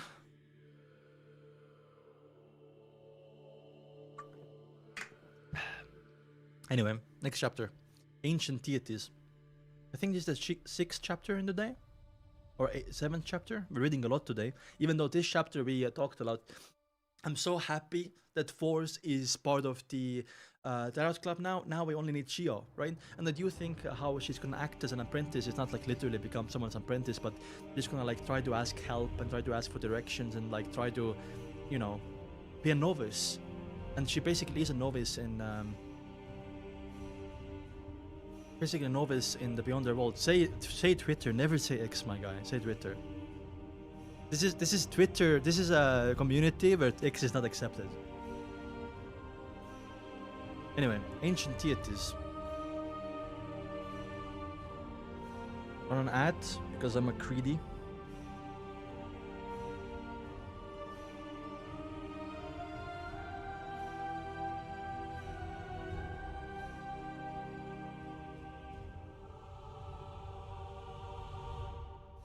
Audrey was about to apply for a private exchange when he suddenly discovered one thing. The world who was seated at the other end of the long table didn't show any interest in the acting method at all. He didn't even have the urge to ask about it. Does he already know about the acting method? Did he consult Mr. Fool privately? Audrey mumbled to herself, still cautiously asking for a private meeting. Then looking at Force, she said in a measured voice, in both her choice of words and pronunciation, "Our attitude towards potion isn't about grasping them, but that's rather about digesting them. The key to digestion is act, and the key to acting is the corresponding potion name." "Why?" blurted out Force. After a moment of deliberation, she added another question, "Then how should one act?" Audrey recalled Mr. Fool's pose and examples, repeating the description of the castle, the guards, the invitation, the disguise, and finally saying, "In short, the goal of acting is to reconcile the body, heart, and soul, bypassing the stubborn resistance of the remnant, headstrong psyche of the potion so as to assimilate and digest it." As a fiction writer, Force had a strong imagination. Wait, Force is a fiction writer? What? I did not know that. After justice was done with her description, she had already sketched out the corresponding scenes in her mind, and she had basically understood what justice was trying to convey. Is that so? This is how you eliminate the remnant psyche influence in the potion and reduce the risk of losing control. The more I think about it, the more I feel this is possible. The bewilderment in her mind gradually lessened, and the feeling of surprise slowly filled her heart. Finally, she asked for confirmation. Was this taught by Mr. Fool? Yes, if not for Mr. Fool, we might have already lost control of our continued existence as proof of the acting method effectiveness. Justice praised from the bottom of her heart. Phew, Force exhaled and felt her future brighten with hope. What world do you never wish to visit? Is SNK Shinkeki no Kyojin? That one. Phew, Force exhaled and felt her future brighten with hope. Would this be the fortuitous encounters described in all kinds of novels? This feels so good. However, I shall be careless. Mr. Fool might be malicious, evil god with deep secrets, Force reminded herself. Immediately, she began to think about even more important question, how to act as an apprentice. Just from the word alone, apprentice meant that one's skills are not mature enough in various aspects. Does it mean that one should still accept guidance and focus on studying? One shouldn't flaunt one's superiority and be arrogant? Act humble. Stop mentioning you're a writer.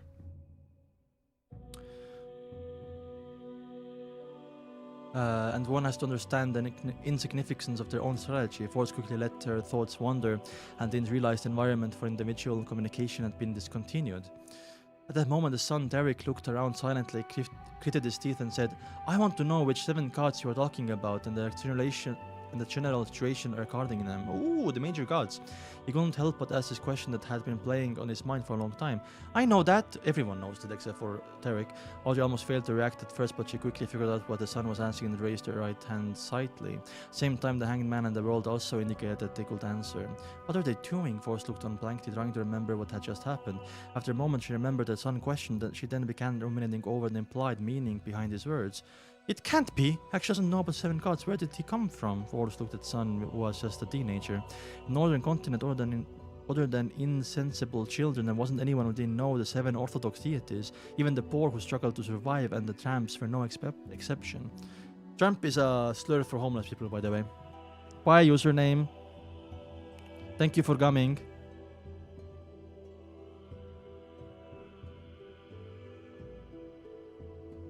Just say AOT, bro. I have seen SNK before. To them, the occasional free food offered by the cathedrals was so tempting that the workhouse was a flame of despair.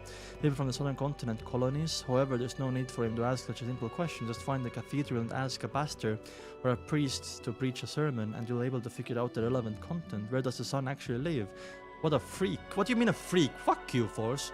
Force looked from side to side while mumbling to herself, but Miss Justice and Mr. Hanged Man and Mr. World weren't surprised. At that moment, the fog-immersed Klein saw that there were 3 people eager to answer. He smiled and said, Mr. Sun, what do you want to trade with? What are you willing to pay? The son Derek pursed his lips and thought for a few seconds. This info should be like used, should be used for giving him free, no? Man! Son Derek pursed his lips and thought for a few seconds. I'll trade with each of them individually. Only then I can obtain the most comprehensive information. In the harsh environment of the City of Silver, Derek had matured quite a bit from previous patrols and clearance operations. Yeah, I was always saying that like earlier also Derek was giving like info for free as well, right? But now he should, you know, get info for free. Bye, Monocle, suspicious guy. One of them can obtain the most comprehensive information, but in the harsh environment of the City of Silver, Derek had matured quite a bit from his previous patrols and clearance operations. He paused for a moment before requesting, the reward is that you can ask me a question that I can answer. Oh, that's info. Info for info, right?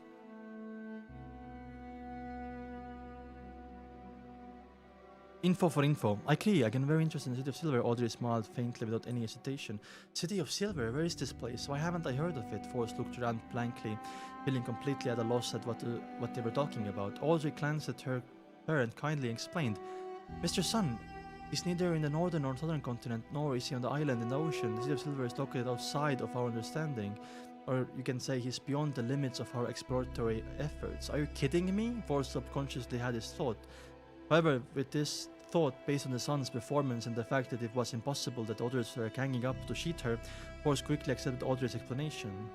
W Audrey for giving info to Forrest for free, by the way.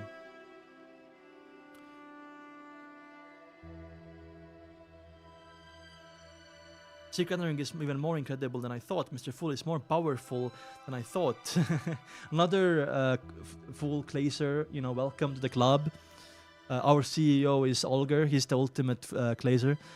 Forrest exhaled silently and sighed with emotion. Audrey vaguely read her thoughts, and for a moment she was tempted to flaunt about how the deaths of Vice Admiral Chilangos, Indian Ambassador Bakeland, and the swindler Lanevos was a result of Terra Club.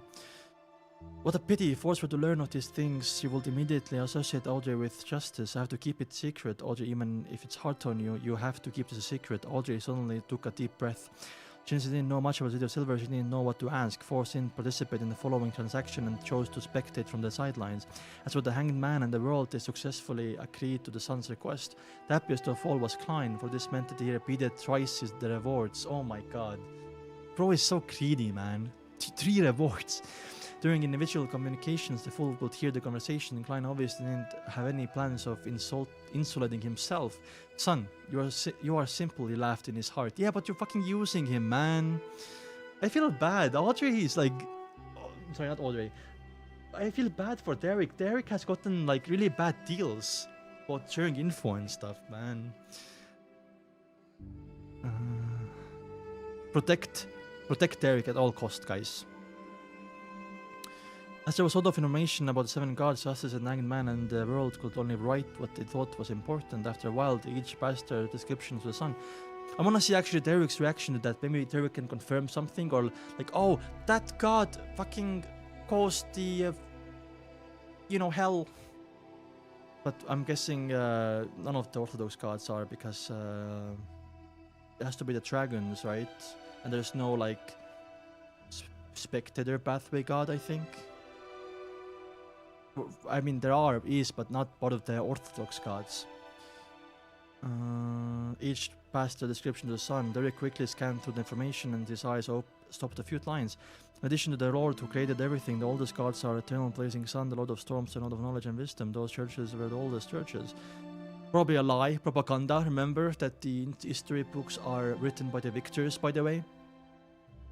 I feel like there's something very important hidden here. Derek knew that each Tarot Club gathering had a time limit, so he hastily ended this review, intending to go back and pray to Mr. Fool for help in awakening his memories. Then the first one to raise a question was justice. I think it's propaganda. It's not the oldest. Otherwise, it should be in the City of Silver, like knowledge, right? Or maybe different names or something. Nice, Alma. I like how Alma is always talking about like a lot of different things. It's so cute. Alma is the cutest chatter in the chat. I swear, man. I wish I could answer your Shadow Slave questions and stuff. I just haven't seen Shadow Slave. With the serial murder, she was interested in the devil sequence, so she imitated Mr. Bold and asked about the appropriate questions. Derek answered with verve and added something. In the corresponding sequence 7, a Beyonder of the Abyss pathway can effectively interfere with divination and spirit channeling. Ah! Wait, that's why they couldn't divine the teenager's body. Right? Remember the murders that were happening with like children and stuff like that? Remember? And I was like, oh, why doesn't the police just use divination or some kind of group? It's because it was the same serial killer, and you know he just made it like not happen. He just blocked the divination and stuff. Thank you, Alma. Aw. You're all my cuties, guys. You're all my cuties. Alma. I'm joking. The devil powers are terrifying. Wonder if my sequence 7 psychiatrist will result in a qualitative change, or should I need to be sequence 6? Already felt a little apprehensive from what she heard. The second question came from the hanged man. He seemed to have considered this question for a long time. Looking at the sun, he opened his mouth and said in a deep voice, I want to know the creation myth of the City of Silver. Ooh. The slightly tense Derek relaxed a little and said, the omnipotent, omniscient God created everything and entered a state of deep slumber.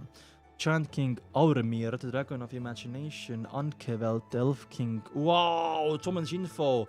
Elf King Sonethrim. By the way, the Elf King name Sonethrim is like based on Welsh culture, I think.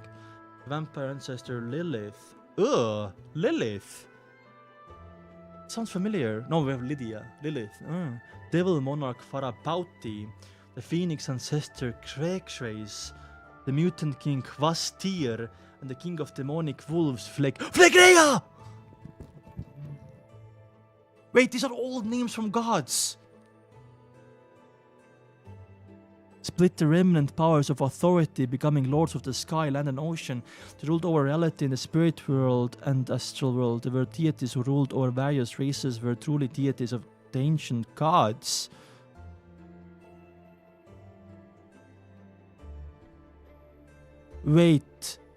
Wait, vampire ancestor Lilith. The Giant King Ormir, obviously sequence 0 giant, right? Dragon of Imagination, obviously sequence 0 of Spectator. UNCUT, the Elf King. Sorry, UNCUT is the dragon. The Elf King Sonyathim. What pathway can the Elf King be? The vampire ancestor Lilith. Maybe Sleepless. The Devil Monarch. Okay, Devil Pathway. The Phoenix ancestor. The Phoenix Sun Pathway. The Mutant King Kvastir. The Lawyer Pathway. And the King of Demonic Wolves, Phlegrea. Demonic wolves. Actual wolf who reached sequence 0. Like animal.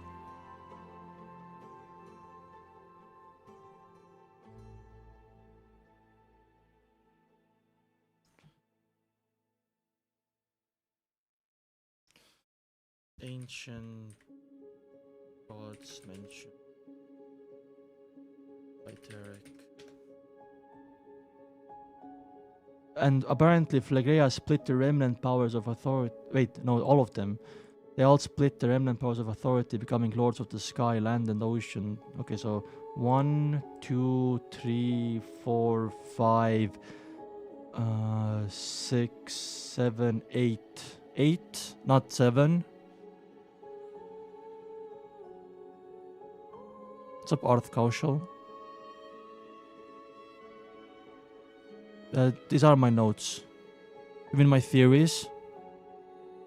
Let me pull up my theories.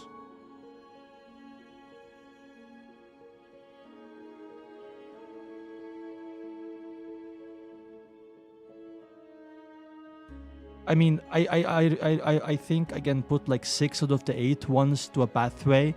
The elf one is really like ambiguous. I don't know what pathway this might be, but and also Phlegrea one.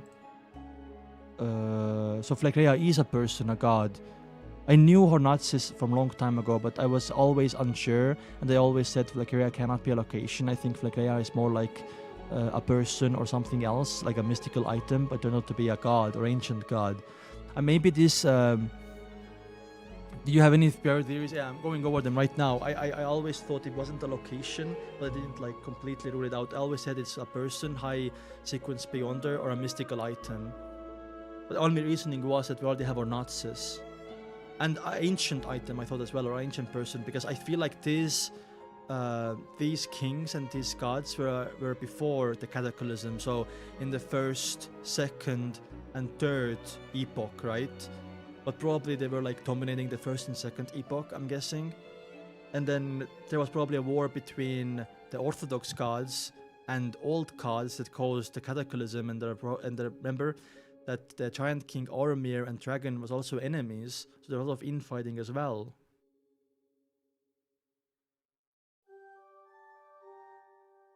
One second, I have to message someone.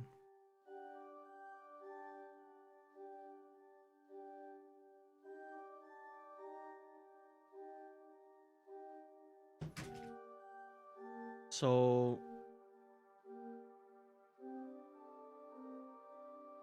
the ancient gods, and none of them are around anymore. They were all defeated, or they were all imprisoned, right? Because when I wrote down my theory,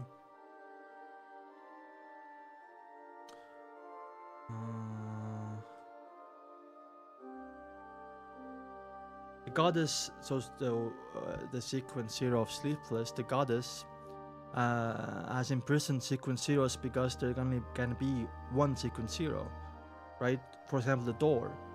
So all these are killed or imprisoned. Because we know that the fallen creator has been imprisoned. Can any of these be the fallen creator or the true creator? I don't think so. Becoming lords of the sky, land, and ocean. They ruled over reality and the spirit world. That means they also had hands-on ruling back then, where the gods were all present. In for example, ruling directly over sky, land, and ocean. And now we also have gods, right? 7 Orthodox gods, but they're not ruling directly. They're ruling through the churches, right? They use the church as like a middleman to rule. Probably because I'm guessing the reason is to like make it maybe less personal and keep the beyonder and stuff like that in secret. But they want gods to be like deities that cannot be seen, and you know, like that. So they use churches for that. And maybe it's also to avoid like infighting between Orthodox gods, because they want to keep peace. Because if there's infighting, that means that they can be overthrown by some unorthodox god. Like, for example, Hidden Sage exists, but Hidden Sage doesn't have the body, right? And Hidden Sage tried to get the body through Neil. Now, does that mean that he's dead? I think the Hidden Sage physical body is dead, but maybe he has something like a nascent soul. So if you have seen Cultivation donghua or whatever, a nascent soul is basically different from a body, right? And if you kill someone's body, the nascent soul goes away. Will I go by Arthur? Skull theory, whatever. Like Rhea, Klein, who was listening suddenly, let's read a little bit more. Suddenly noticed a familiar word. Whenever it advanced, or when his condition was unstable, or when he came into contact with remnant influences of the Antigonus family diary, he would always hear some illusory, incomprehensible raving coming from somewhere. Hornazis Fleckrea, Hornazis Fleckrea, Hornazis Fleckrea. Finally, we know what Fleckrea means. It didn't take long. Man, I was expecting to learn about Fleckrea when we go to Hornazis, by the way. Klein had known for a long time that Hornazis was referring to the mountain range from the ruins of the nation of Evernight was, but he never known what the word Fleckrea meant. And now for the first time he heard Fleckrea coming out of someone else's mouth. King of demonic wolves, an ancient deity. But why was he involved in the Hornazis mountain range? But isn't the kingdom of Evernight after the cataclysm though? Or did they perish in the cataclysm? I still think they were around in the fourth epoch when what was her name? The goddess got rid of like the major families, right? Why was he involved in the Nazis mountain range? Klein maintained, maybe that was like the area he ruled over. Klein maintained his unperturbed position as he quietly listened to Tarik's recount. Some of them perished in the battle among themselves, while others were stripped of their authority after the awakening of the Lord that created everything, the omnipotent and omniscient God. Battle among themselves, while others were stripped of their authority after awakening of the Lord that created. So there's old. Remember, there are also old slate. What's it called again? Fucking blasphemous slate and a new blasphemous slate.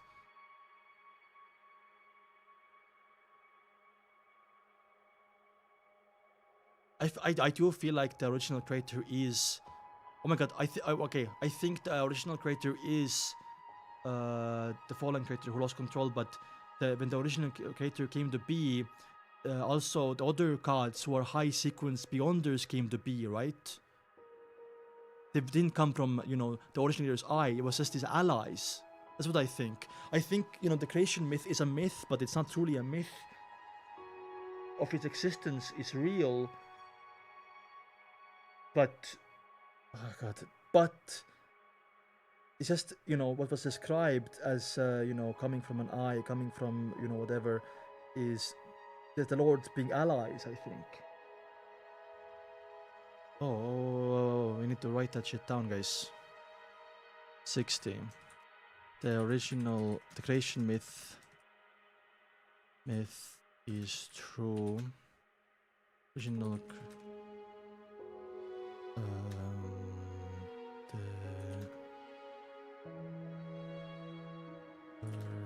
original creators allies who defeated the ancient gods.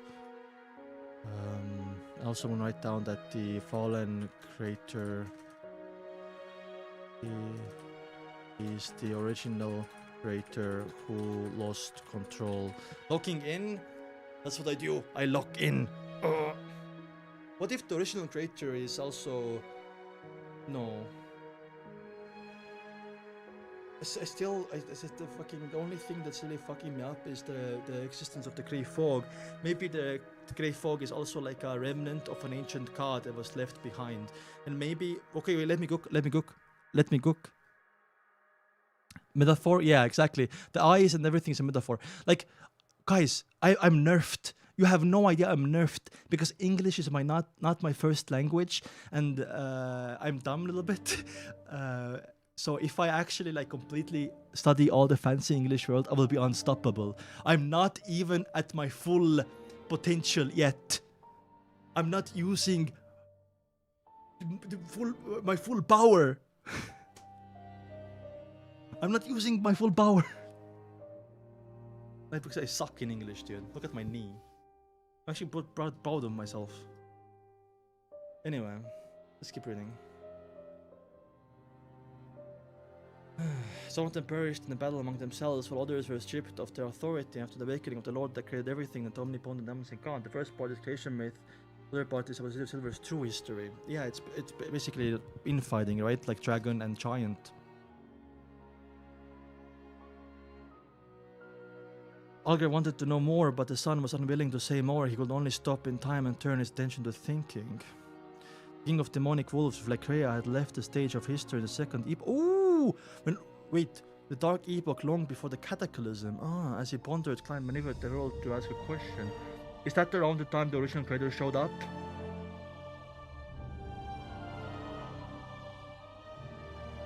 What he had wanted to ask was which sequence allowed a beyonder to freely switch between the body and the spirit.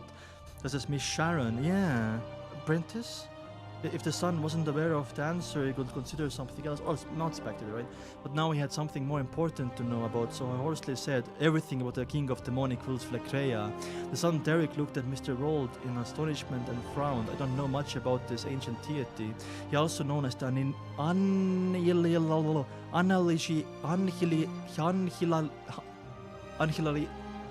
Annihilation. How do you say that word, man? Not meaning.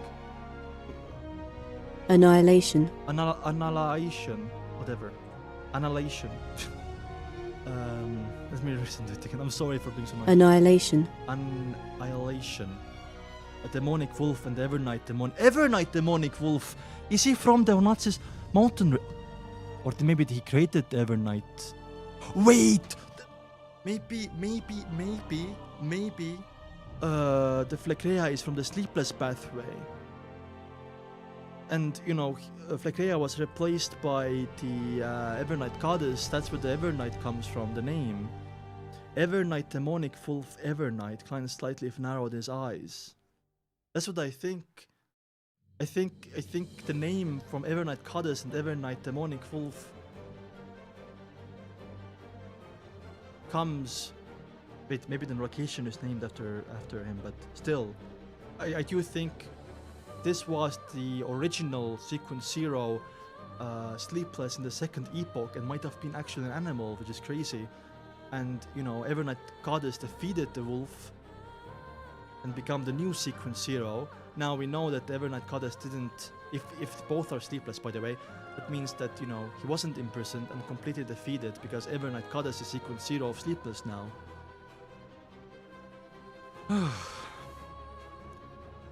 Wanna see you struggle? Thank you, man. I'm a masochist. I love struggling. I'm a masochist. Anyway. Great fucking chapters, dudes. Great chapters. I'm coming back tomorrow. We're gonna discuss tomorrow as well. We made some lot of theories in this stream. I'm guessing good theories. That's up for you to judge, by the way.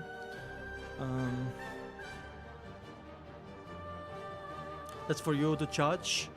I think we did very well. I'm sorry about the previous streams that were kind of a struggle because first of all technical issues, the stream before this, and then misunderstanding some things, and it was kind of like that. But I promise you, I haven't reached my full potential just yet. Watch me. I'll see you guys tomorrow. Bye bye.